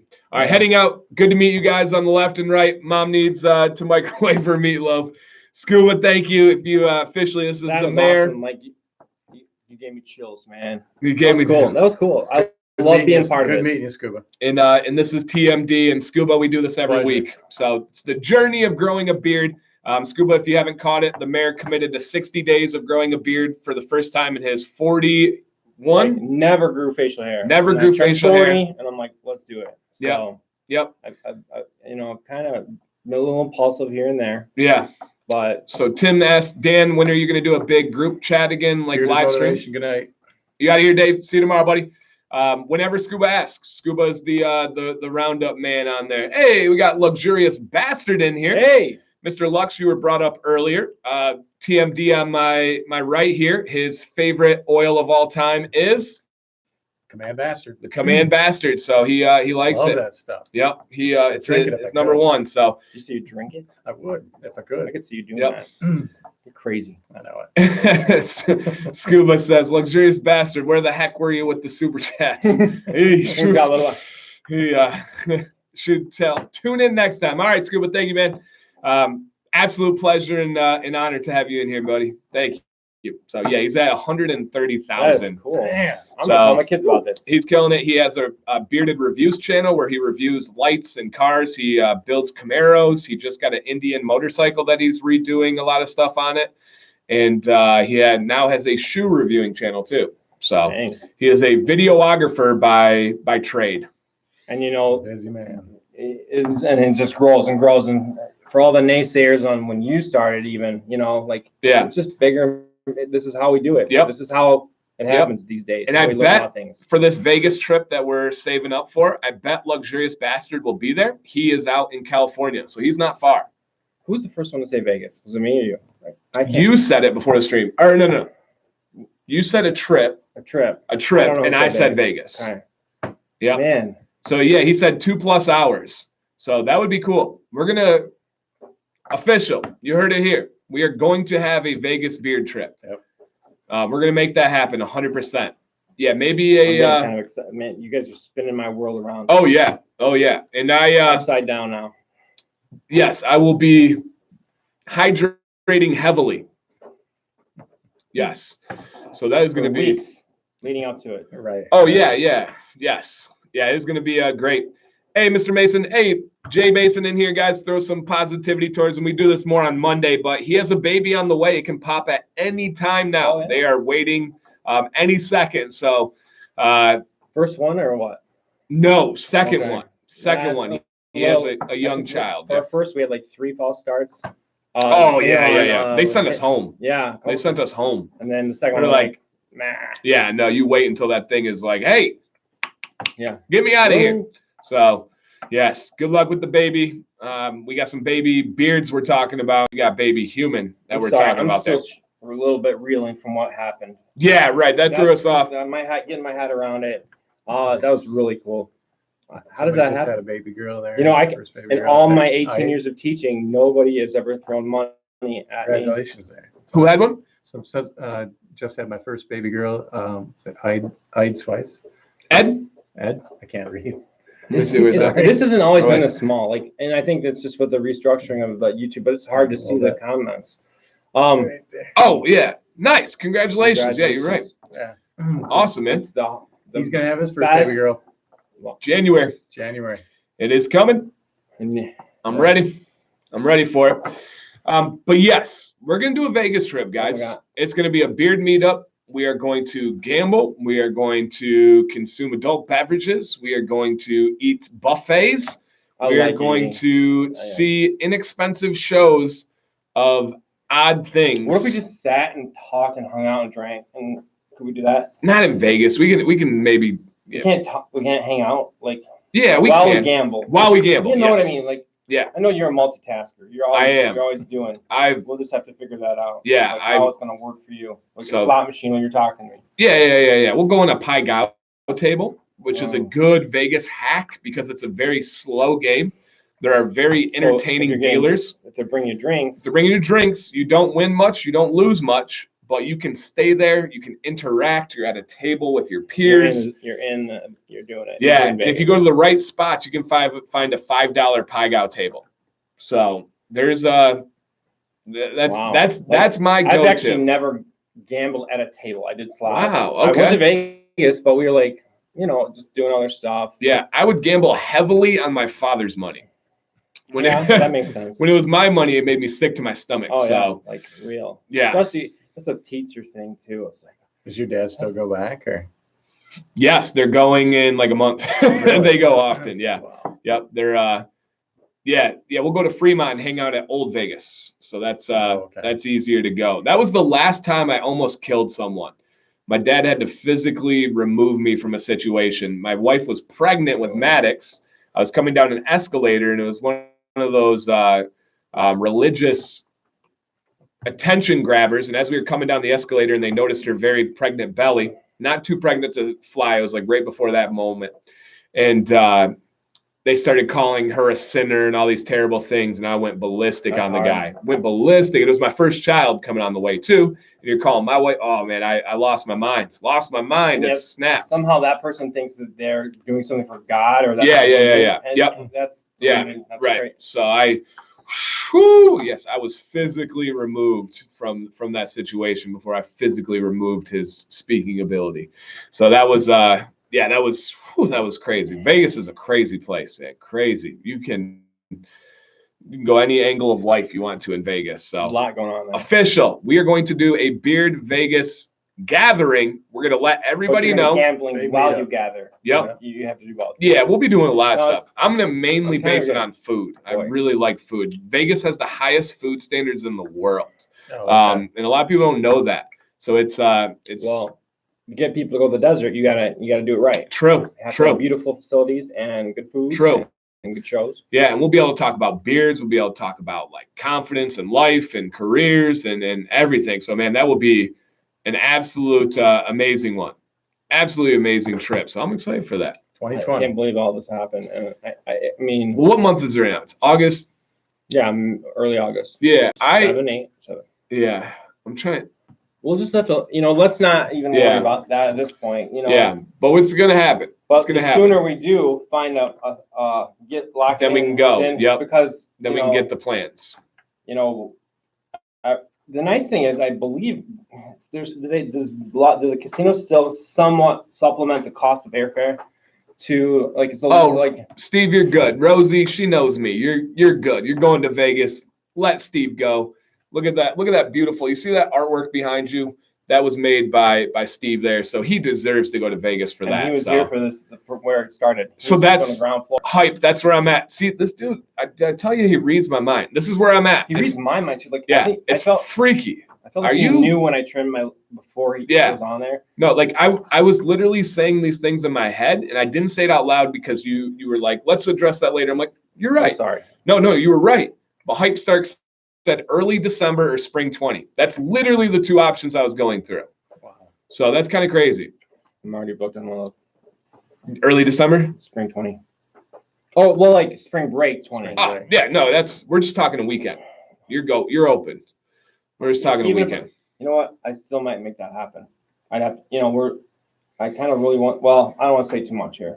Okay. Yeah, well, a weekend, we could, even if it's the weekend after. In mind with this. Even if it's after the weekend of spring break, we can make it happen. I'm not worried about calendar, just looking, when I have to make my choices, my decisions, and what I'm going to pay and what's going on. This is cool. Yeah. It's like a dream, I think, every guy has. I really probably could do early December or spring. What about early December? Possible. I gotta get this. Yeah, look at stuff. Yeah, I gotta look at a few things. Okay. It might be easier to push it out a little bit. Okay. We'll see here. And the goal, let me be clear, is that we'll get this funded entirely. That's the plan. Okay. So that's the plan. So, because you just had a little trip. Where'd you go recently? Yeah. China. No, I thought Taiwan. It was, Right. So he just got back. Okay. Here's a good question for any new beardsmen out there internationally. I know the answer to this without even asking you, but I'll ask you for everyone out there. What was the beard situation like in Taiwan and China? Cool. There's not a whole lot of beard action going on out there. None. I think it's just, sadly, I think it's just a lot of Asian men can't grow it. Is it really that? It is 100% true. Just a matter of genetics. They do not have the facial hair coverage to grow traditional beards. Was that you talking to me? And there's a whole market for products to help. Like it's a big thing out there. I didn't mention that, but I think I sent you an article about it. Okay. Mustaches. You probably saw some mustaches. A little bit, yeah. Yep. So there is the ability for mustaches, but it's just not there, and it's nothing that they can do. There'll be times where you'll see mixed races. You'll see half Asian, half Chinese, Japanese, Indonesian, and they'll start to get that one. But it's just not in the cards. Right. Not in the cards, which I mean, there's some rare people out there that 100%, 100%. But they look, they stand out. Yeah, and the hair texture of an Asian beard is different, just like the hair texture of an African American beard is different. African American beard curls in a certain way. Asian hair tends to be a lot straighter and thinner. So there's that's interesting. I guess I didn't realize that. Yeah. That the beard hair was different. Yep. Having facial hair there. What were the reaction? Did anybody say anything? How do you feel that you were perceived? At the time I was just kind of stubbly. I didn't really have all this going. It was just after I had shaved and was getting, catching hell from my fiance with it. But that's awesome. But either way, I so I think she might like what I've got going look like a little more. I don't know. Right. Make sure make sure you show her your first video and see. Right. I'm just trying to help you. No, yeah. But I think, and I did see, some men, Westerners out there, probably Europeans, but they could have been some Americans too. But they just, people stand out if they've got a beard. I don't know. I guess I can't really feel the reaction. I wish I'd have had mine just to kind of see. Couldn't read them. Yeah. I know. I want to see, for me, how crazy, I wonder what the reaction would be because I'm tall. Right. I'm a taller person. Yeah. I'm 6'3". I'm not freakishly tall or anything, but I'm taller than most people I meet. And my beard is longer than most beards. Yeah, I bet that would be a different experience. You would get a lot of attention. Yeah. Some pictures. Yeah. So that would be interesting. I would like to see it. That would be a heck of a video. Yeah. One heck of a video. Yeah. Go around the world and just drop you places and see what happens. Yeah. Right. Yeah. Guaranteed they'd think you're in a band. That's true. That's true. Man. I was. What are you talking about? Yeah. Yeah. I was approached by a group of Asian boys, and they asked me, and this was not a joke. They asked me if I was close with Michael Jordan because I was tall. Really? Yeah. Yeah. It's a sincere question. Yeah. So what? Yeah. No, and it was, and that just blew my mind. That tallness was unique there. Having a beard was unique. If I was tall, I had something that stood out. I must know Michael Jordan. So, yeah, that would be. So they're trying to get trip to Japan. Oh my gosh, that would be a series, man. Go around walking the streets and you guys film me and interview people. What do you think about this guy? What do you think he does? That would be a great question to go to mainland. Where would it be better? Mainland China or Taiwan? You do all of them. I think. But where would it be better? Where do we start? Are you thinking like where is it the most reserved in China? I think Taiwan would be a great place. Okay. Yeah. I think you'd start there. Hong Kong would be fun. I'd stand there. You guys would approach and say, "What do you think he does for a living?" Right. There is zero that say a teacher. No. And none. If we don't get a good responses, we'll get you that body spray paint so you're like a statue, and then people walk up to you and you can move a little bit. I like it. You ever seen those videos? You don't know what we're talking about, do you? North Korea, that'd be a good even one. now, though, what do people say? I mean, someone who doesn't know you, you're in a restaurant, maybe somebody older or something like that. Would they ever ask you, well, what do you do for a living? Oh, yeah. I mean, do they try to guess? Let me think. They're always shocked that I'm a teacher. Always shocked that I'm a teacher. And then once I tell them I'm a teacher, they say, "You must teach history." And they're right. But literally, that's the progression is. Wow, no way. Do you teach history? And I say, yes, I do. So that would be a super interesting one to think about what people thought I did for a living, because there's I don't think a stereotypical beard profession. Right. There's a lot of stereotypical lumberjack. Yeah, right. They all are Right, like a clean cut. I think like a lot of people would see Todd dressed up as a teacher and they would think he was a teacher or some days a businessman type thing. Right. Right. I don't know. That's a good question. Let's ask the chat there. Is there a stereotypical profession for somebody with a long beard? Construction, rock and roll, like. A band member. That's what somebody had said earlier. Yeah, I think that's where they're like tattoo artists type stuff. Tattoo artists, okay, and I do have tattoos too, so I could see that. That could. And I would just say artists, like somebody who's kind of lumberjack. But is that really a profession anymore? I mean, I think so. I mean, we have Todd actually teaches about that and deforestation and stuff, but it's not really. Unfortunately. Yeah, I don't really consider that a lumberjack, but a priest? No, the church is usually very against beards, very, very against beards. Or somewhere that you are you're out fishing for 2 months, like selling somewhere where it might not matter. So I will go with one. The one that I get the most often, and there's a lot of variables to this. So there's the one I get the most often is that I own a beard company. So the reason why, a couple layers. One, I have a very nice beard that's well kept. When you see my beard, you understand that I care about it, right? That's a big thing, especially so many people that don't. Two, I wear a lot of beard crap. So like when I go out, I'll have a Detroit Grooming hat on. I'll have a Detroit Grooming shirt on. See me, big beard, taken care of with a beard company. Oh, he owns a beard company. There you go. So a lot of people assume that I have some kind of affiliation with a beard company. So that's probably the number one thing I get, mainly because of the clothing I wear. How often do you notice people notice you but don't say anything to you? Always. And how does that mean? Always. I'm sure you appreciate it more if they're ask really ask questions. Yeah. So I have a couple layers of that too. So a lot. it's weird, and we've addressed this before. It's weird walking into the room knowing what everyone's looking at. I feel like a girl with large breasts. Right. Walks in the room, that's what people are looking at. I'm not saying it's right. I'm not saying it's wrong. Just facts. When I walk into the gas station to go buy my 64-ounce Mountain Dew, I know for a fact when I walk in there, everyone is looking at my beard.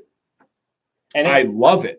I don't know if that makes me bad, but I love it. It's, you know, you versus I love it so much. I guess the woman could have intentionally done that, but this is a very deliberate, very taken care of thing for you. So it just says, who is this? Right. You know, so that's everybody's gonna notice. I love it. I love that.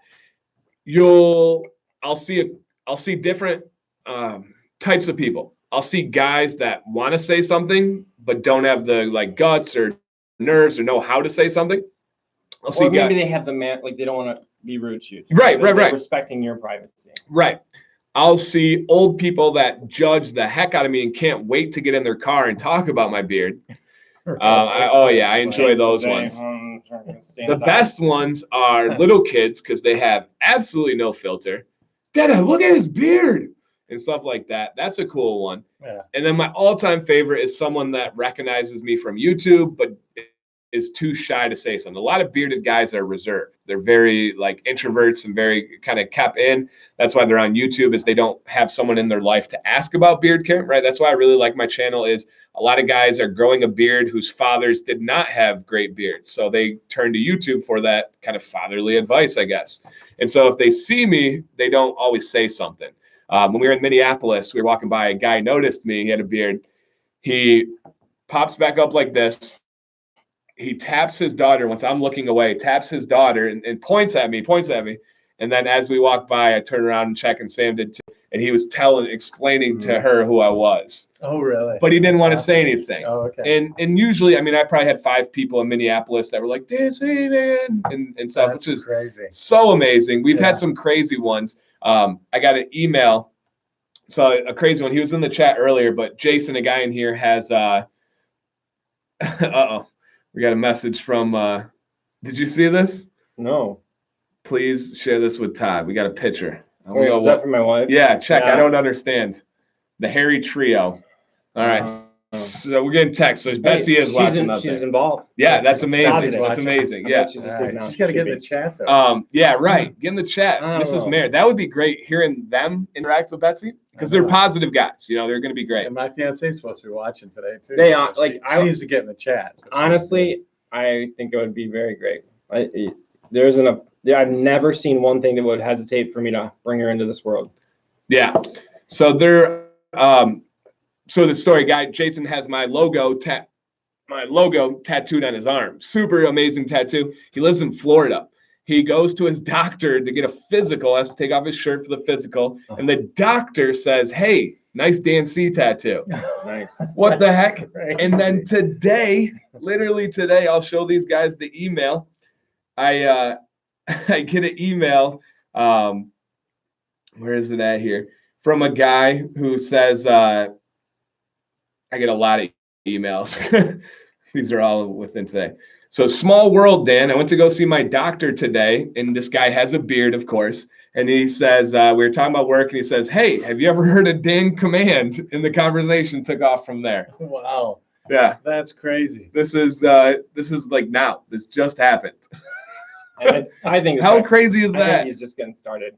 How crazy is that? Starting. His doctor. But you know, like when you're in these public places, it's just a beard is a unique thing. You take such good care of it. This is what you do on the channel. This is who you are, and right away, nobody's gonna look at you and be like, "Boy, he doesn't take care of himself." They're like, "Why? Who is this?" It's kind of cool. Yeah. Andy says, "Just wait until January." What's happened in January? You want to go to Vegas in January? Oh, no, I don't know. I think he's talking. But yeah, that was an email from today, man, from his doctor. That was and I get that stuff all the time. People will say, like, "Yeah, I started talking." Oh, here's another good one. I think he's in here. Kyle was actually earlier. He said, Kyle Sustin. He said, my neighbor came outside and said, "Hey, Kyle, you have a great beard. I need your help. I'm looking to buy some trimmers for my hair, and I figure you take care of your beard." I looked up some trimmers online, and I found a guy with a big beard that is talking about trimmers. Do you know if these trimmers are good? And then Kyle was like, "What guy is it?" It was me. Freaking crazy. Wow. And it was his like 80-year-old neighbor, which is crazy. Hey, look at this. Look at this message. Bring it to Vegas. My 3 favorite bearded teachers from middle school, from Luke. Luke Lyson. That's now, awesome. Now, Luke, as far as I've heard, because yesterday we had something called the National Night Out. Yeah, I think they do it in different places, different cities. But Luke's dad is part of the local fire department. I think, if I'm not mistaken, Luke was in the big costume for the. What was the big dog costume? Secret. I mean, I think Luke was. I mean, because I walked up to the guy and I said, Luke, is that you? And the guy said, no, but he was in it earlier. So, Luke, if that was you, I'm sorry I missed you, man. And that's awesome. Not enough people willing to do stuff like that. Yeah. Question here by Adrian says, Dan, do you use the heating brush on your beard? And if so, can you every day? Is it bad for your beard hair? So I do use a heated brush on my beard, maybe once every other week now. I use it for 2 purposes. One is to get out problem areas like beard waves. I haven't had waves in probably a month or 2. Keep that going. Or if I let my beard get crazy. Like, my beard's really nice right now because I did not coach in a 70% humidity pool area and 90-degree pool area. I did not wrestle with my boys too much. We were out and about.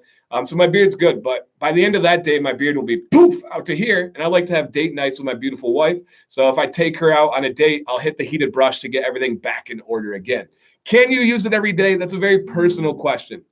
Depends on your beard hairs. My beard feels like it is not as healthy if I use one every single day. Some people swear by it and they feel no health difference, and I believe them. So it's going to be one that really depends on you. So would beard hair be like, I know with women and like straighteners, you can get you can really damage your hair. Would it be more easy to do it with your hair or harder? Harder. Our beard hairs are much more resilient than the thinner head hairs.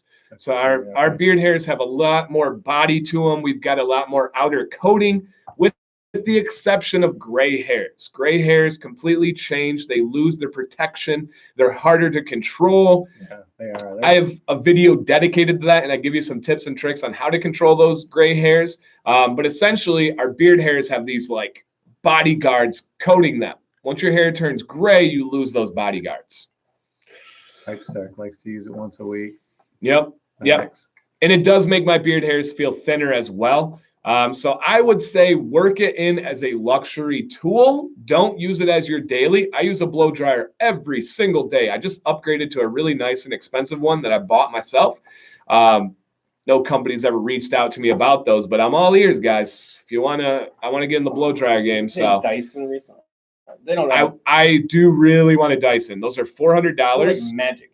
They are like magic. Unbelievable. My sister is a wealthy lawyer and she has one.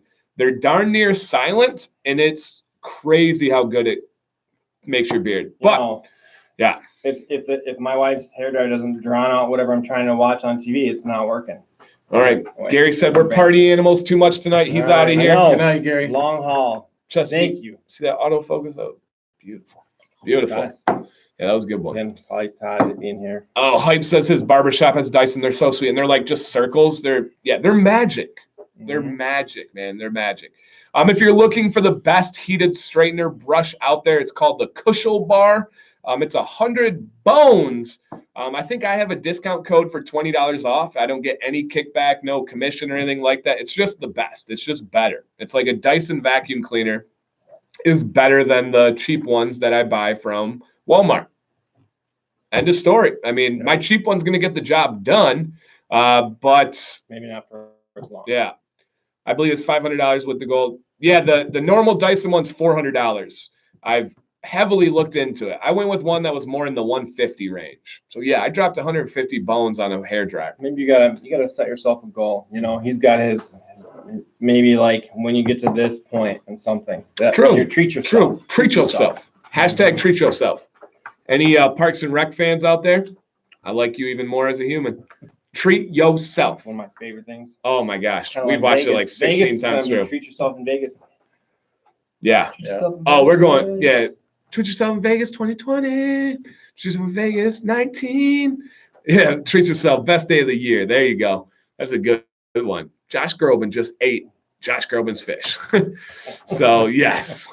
Love Park. Are you a Parks and Rec guy? I went through it. I got to go through I'm it. gonna get my again. nails lasered. I don't. Yes. Nice. That's a great show though. Yeah. They. Yeah. The Office, of course. It's got replay like Office. It's got replay value. Whereas Yes. And you catch so many layers to it. Tommy Timberlake. Oh my gosh. There's so many layers. The Lion King movie, Timon and Pumbaa, is Seth Rogen and the guy they brought in. Yeah. Blah, blah, blah. Yeah. So funny. So funny. It's a great binge watch. Exactly right, Funk Daddy. It's a great background show. What I mean by that is you can fold your clothes, you can do the dishes, you can be going on with life and not have I it. spent 3 hours folding uniforms today watching The Office. So Nice. I get it. Perfect. It makes it go by a little smoother. Yeah, Schitt's Creek is really good too. I turned Steve It onto is. that one, dude. That show I'll is have to check that out. funny. It's Great character development. If you've ever go back to A Mighty Wind or Best in Show with Eugene Levy and that there's a cast and crew of those like that. Just that like they're just so weird people and they ad-lib a lot. And he wrote it. He made the show, so makes sense. If your beard had a name, would it be Lil Sebastian? No, because Lil Sebastian died. I don't want my beard to die. Right. Oh, little Sebastian. That'd be disrespectful to Lil Sebastian. Yeah, it's That's a mini horse.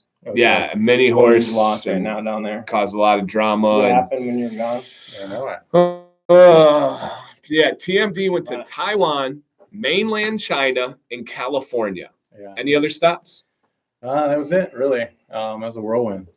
Yeah, it was a whirlwind. It was fun though. Yeah. Fun. Do you feel like you changed as a person? I think I definitely feel more worldly. I mean, the food was incredible. The people are incredible.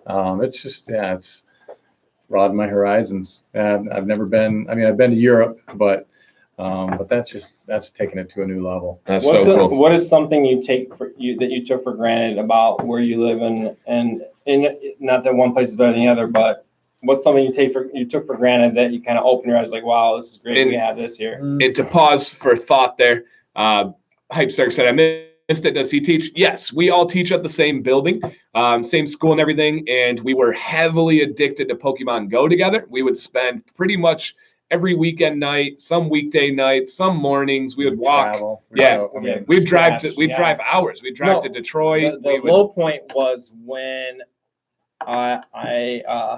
when like the thing you wanted was at school. You're at school and you're on your planning period, and it's you got 3 minutes to get out to the parking lot and catch it and get back. Right. So that's where you have a problem. Yeah. Snorlax in the parking lot. Yeah, or Steve would stop by my classroom and he would be on planning. All right, I'll cover your I'll cover your classroom. So yeah, we were heavily addicted, but we would walk. We walked hundreds of miles. Studies, Yeah. So he's a social studies teacher.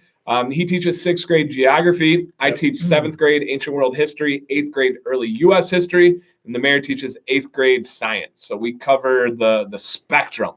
So the mayor asked, geocaching too, Funk Daddy. That's awesome. That's cool.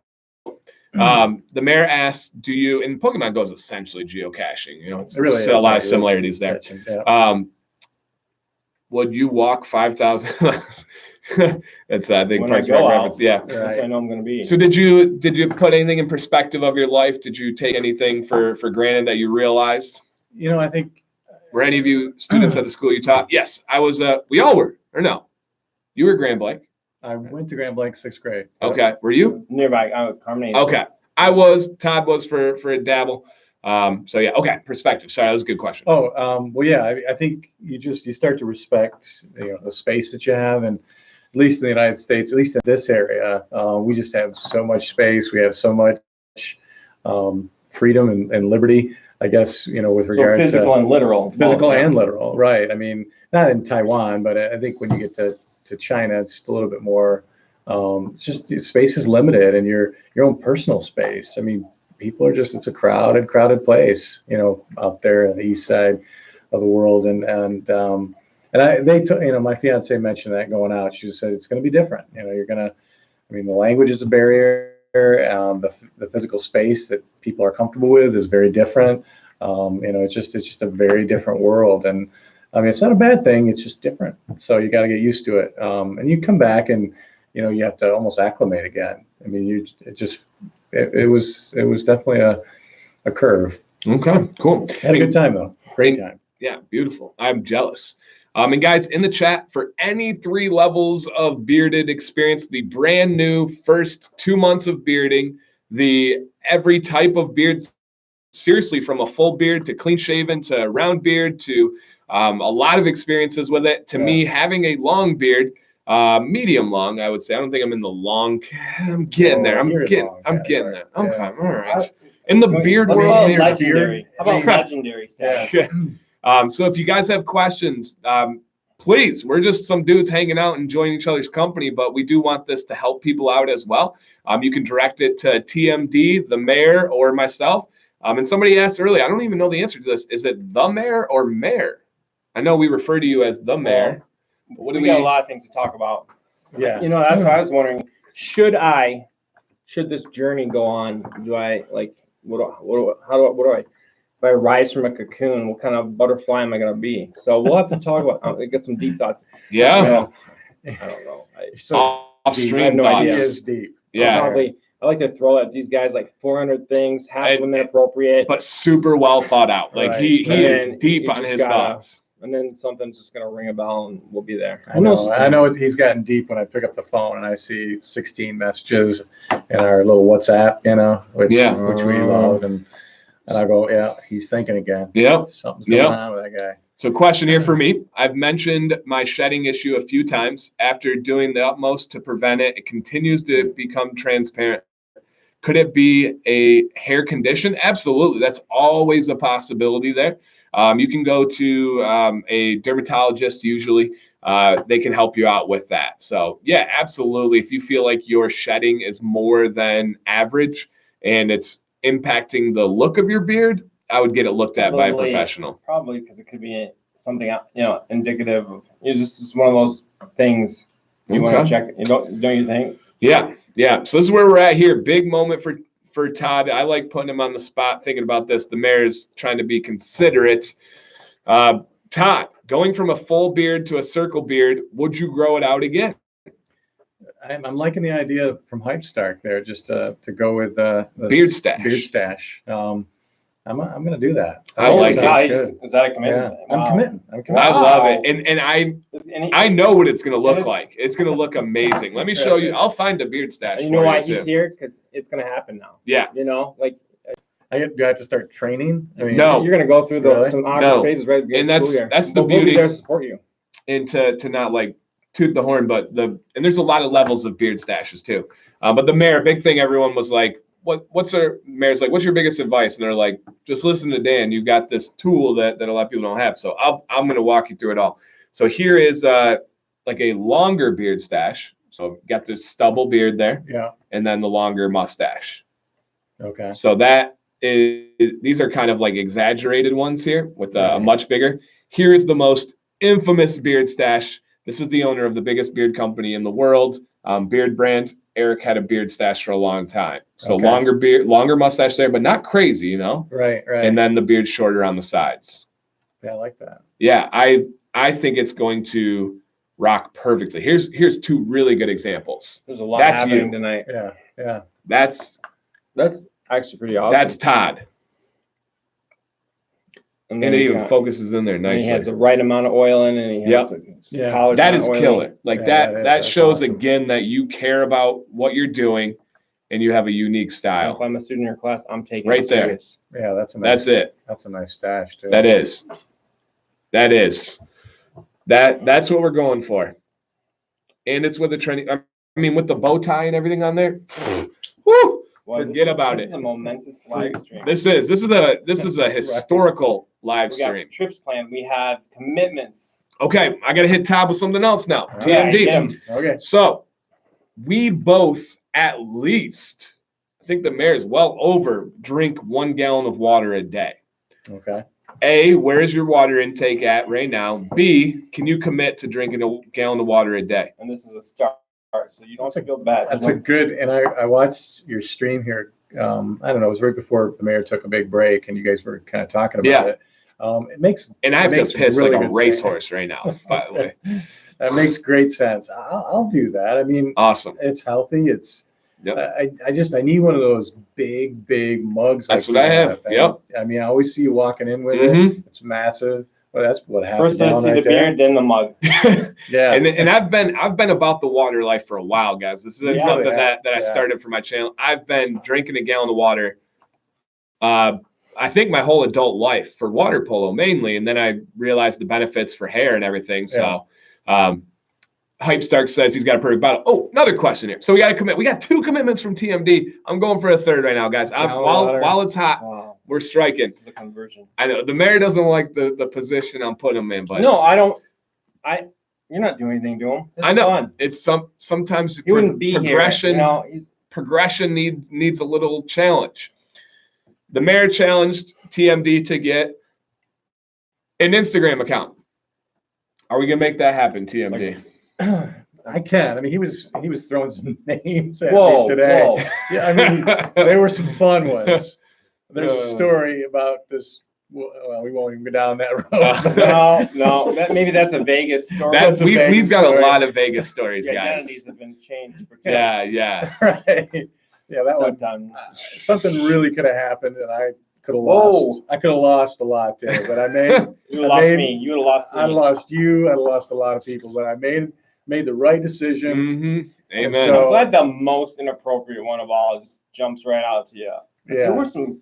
No, he had some. No. You know, he does the commentary for football, and he's got a good voice. So I said, what did I say? Like the velvet beard, yeah, or just like beard yeah. butter because your voice is like. Yeah, I'm thinking something like TMD bearded, something like that. Something simple. Yeah, Steve says just go with TMD, and that might be taken. If it's not, TMD. TMD. Done. Like TMD, friend of Mayor's Beard Journey. He just wants me to be part of Mayor's Beard Journey. And Hype Start, to give you a little background on him, he was an Olympic level power lifter and coached at a national very high level too for elite athletes. And he says the impact of being hydrated is amazing, not just for your beard, but your entire body and quality of life. I've never not drank a gallon of water a day ever. I will never not drink a gallon of water a day ever again. That's amazing. That's incredible. That's amazing. I can tell when I, coming off of having to do it for the diet and just being in the routine of it, my body or mind's like, I can tell it doesn't take very long before, like, certain, I get a headache or. Yeah. So Mayor, are you sipping it throughout the day? You're just going after it, or? I do like these things. It's a water bottle. I took this on the plane and it dumped all over. I try to. Okay. But the biggest thing for me is what I'm not drinking, which is I loved pop. You guys know that. It wasn't just like a treat though. It was like a part of life, and there's 35 pounds. There's a big part of it. So getting that out of that habit of, I get gas, got to grab pop. It's been a really good thing. And water, again, like I said, it kept me from eating well. Water's, also keeps you from craving that stuff. TMD stash, Kevin. That's not bad. That's not bad.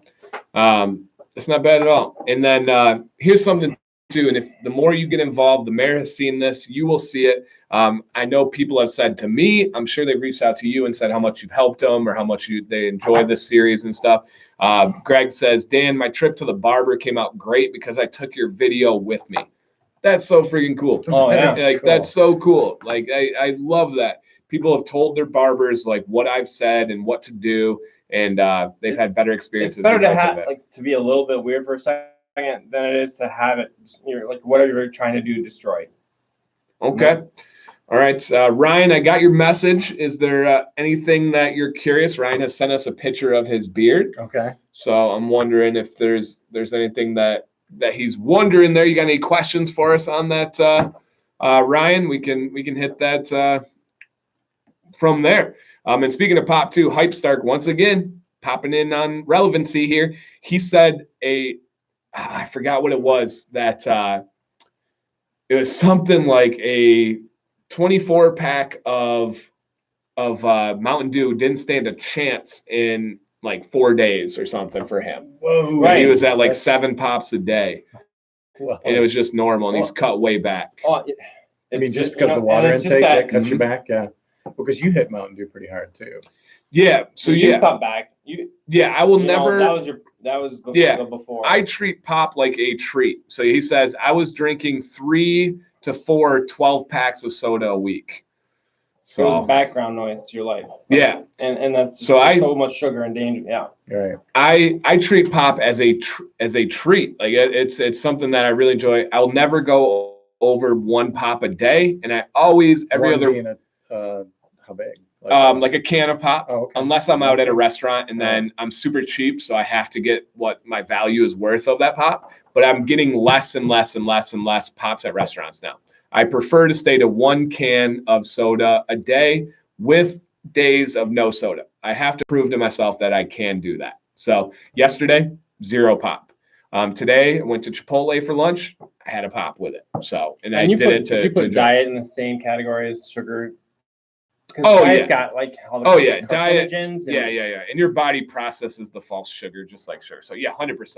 Okay. When people say I don't drink pop, I drink diet. I think Ryan was just saying that he mentioned something about patches. All right, so he's asking how bad his patches are. He said I can show this on here. So he says so you can show this if you want. Yeah, Ryan, how long have you been growing your beard here? So this is his beard. Let me see if we can get it focused just right.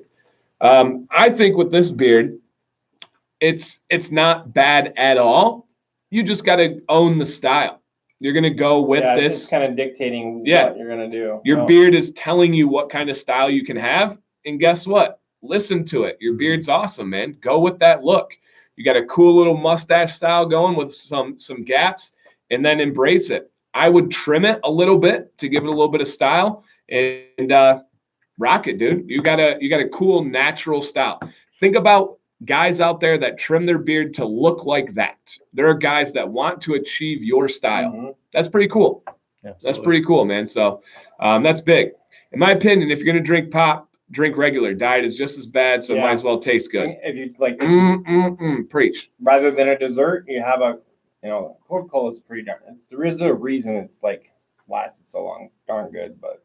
Yeah. So Hype says, are you shaving the stash, or is there just not a lot there? I don't think he was shaving the stash. I think it was just lighter on that spot. Most people don't touch near the stash, but when they do, they get patch spots. And then somebody points it out. And people have to give money to make it feel better. Something like that happens. Something like that. He said that's 10 weeks of growth. That's great, man. That's awesome for 10 weeks. You're doing good. That's a lot of growth for 10 weeks. So. Yeah, dude, rock what you got, man. You got a cool natural style that's fitting in there, which is crazy. Man, can you believe that we're over 2.5 hours talking to you? You're over an hour and a half. I don't even know what to say. Yeah. Like this is a good life. This is what I do on Mondays. I'll be live tomorrow launching my buddy's products. So life is good, man. Yeah, we got a lot to think about. Yeah, we're doing Vegas. Let me tell you guys, we're doing Vegas. He's doing a beard stash. He's drinking a gallon of water a day. Yep. And is thinking about an Instagram. So I know. I just gotta get the name down. Yeah, he said he wasn't touching the stash. Yeah, I didn't think you were. I think you're doing good, man. Just everybody does that. Yeah, just enjoy it. Just notch. I had that gut sinking feeling again. Oh yeah, that's the worst. I'm just impulsive. So I'll admit it. So when Vegas wasn't good for me. And with all sincerity, man, a beard taught me patience. A beard taught me patience. I will get to a point where my beard is bugging me and I want to trim it, but then I think about the possibilities of trimming it. One possibility is that it comes out and looks great. There's a whole lot of possibilities that it looks worse than my current state. So it teaches me a lot of that patience. Gonna plan something here at the Mohegan Sun near future. Definitely gotta get you guys out here. Gotta plan something. Yeah, dude, we're going. Like, we're doing this. If you got some connection, Mr. Octane, we're all beards. We're ready. Because that's not our world. I don't do much with travel booking and stuff. Sam plans all our vacations. I just say, here's the credit card. They fired that teacher travel agent. I mean, she just sat in that office all day and no one went anywhere. So yeah, kind of a worthless job. Yeah. With the internet now, there's. You're though, Mayor. All right, Beard Octane says there I do. Got some skills. Thanks, man. We've got a confirmation of a connection. Really? Mm-hmm. And I guess if you're gonna have a connection, Joe's the guy to have the connection. Yes, Dan C. He was staying in Connecticut. Good night. Oh, staying in Connecticut. Oh, okay. Boo. No, just kidding. Yeah, we're in for that. You know, like we're my in for beard, that. there's a lot of false starts before you get momentum, right? You know Okay. that better than anybody. Yeah. As far as getting slow movements. Oh towards gosh. the goal. Yeah. Let me show you. Let me pull you up my my YouTube growth for views, and this will show people. This is why I hate when people that start like YouTube channels and they like cry to me and stuff, and they're like, no one watches my channel. What can I do to grow? I'm like, you started 2 days ago. Right. What are you talking about? Calm down. Do you know how much work I put in this crazy thing? All right. So here's my. Oh, that's too much. All right. I'll go the last 36 days. It doesn't do it justice. Can you turn it, rotate it? Let me see. That makes Yeah. sense. But I started before that, so you can see the slow growth and then take off there. All right. So this was my my YouTube growth, and I've been on for a little bit over a year, so it doesn't do it justice. But then when I go lifetime, this is from a channel that I started in 2010 with 0 videos, so that doesn't help at all. But if I customize it. No, it's not letting me. Let me go since. So I was. No. You know. No. Oh well. The thing is, with it's not as much of an impact as I hoped. You know, views or subscribers it helps, but it's not. You're coming at. Yeah. I never measured it that way. And also you got that durability. Like we used to watch, have all gaming. The new innovation comes out in a game, and then it goes, and then there's the next thing, and right. We watched. This is different. We would watch Pokemon Go YouTubers. That's how much we loved Pokemon Go, and their popularity peaked with the game, and they are now on a downturn. They still have. They still have a core. Yeah. They still have a core, but it's not what it was. And beards are not doing that. Beards are there. They're here to stay. So and I never did this, and these guys know me better than anybody. Like we saw the mayor more than his wife Betsy, who's in here. We saw the mayor often in a great way. We loved it. I never did this for views. I never did this for subscribers. We're teachers. We just like teaching. We like helping people. We like just talking, to be quite honest. So and that's a big part of it. I never did it from the beginning to get views and all that stuff. I'm an all-in person, so that I was going to be all in whether I had views or I didn't. And that's kind of I've come around just hanging out with you guys, even just trying things, like just going for it, and I think you guys have both kind of influenced me, and just having a good time, and like just the idea just to get involved in this. How do I go from never having a beard to sitting here and being comfortable in the live stream? Like, it's been cool. It's been very cool. This is an awesome start to us hanging out too. Hopefully. Absolutely. Right. I think we're experience for me though. I'm still getting the feel of it. And it's crazy. Yeah, it is. It is crazy. It comes hot and heavy, especially when it's fast at the beginning. You get used to it. Mayor's a different person this stream than he was week 1, week 2. You don't want to go back and watch my early videos. They're awful, and it's just because I wasn't myself. It's a weird thing to talk. Live streams are easier than filming with just a flat blank camera because you get a little bit of feedback, but it's just it's tough. It's interesting. You have to have those. You have to have those first ones so you can go and watch. Oh yeah. I study it like game film. So 100%. Well, any last thing here, guys? Our people are dwindling and running out of here, and they're like, I don't know what these guys are talking about anymore. I came for the beard, and they're getting they're not even. They're sentimental. Yeah. So. we're doing Vegas. That's going to happen. We'll keep you guys posted. We'll get some numbers and a goal and start working towards that goal. And maybe we have some different ideas for some things. So we'll kind of get that out there. Mayor, you kind of know the ship here, so I'll let you lead the final thoughts, and then we'll kick it to TMD, kind of play off your vibes here. Any final thoughts for the people? Final thoughts.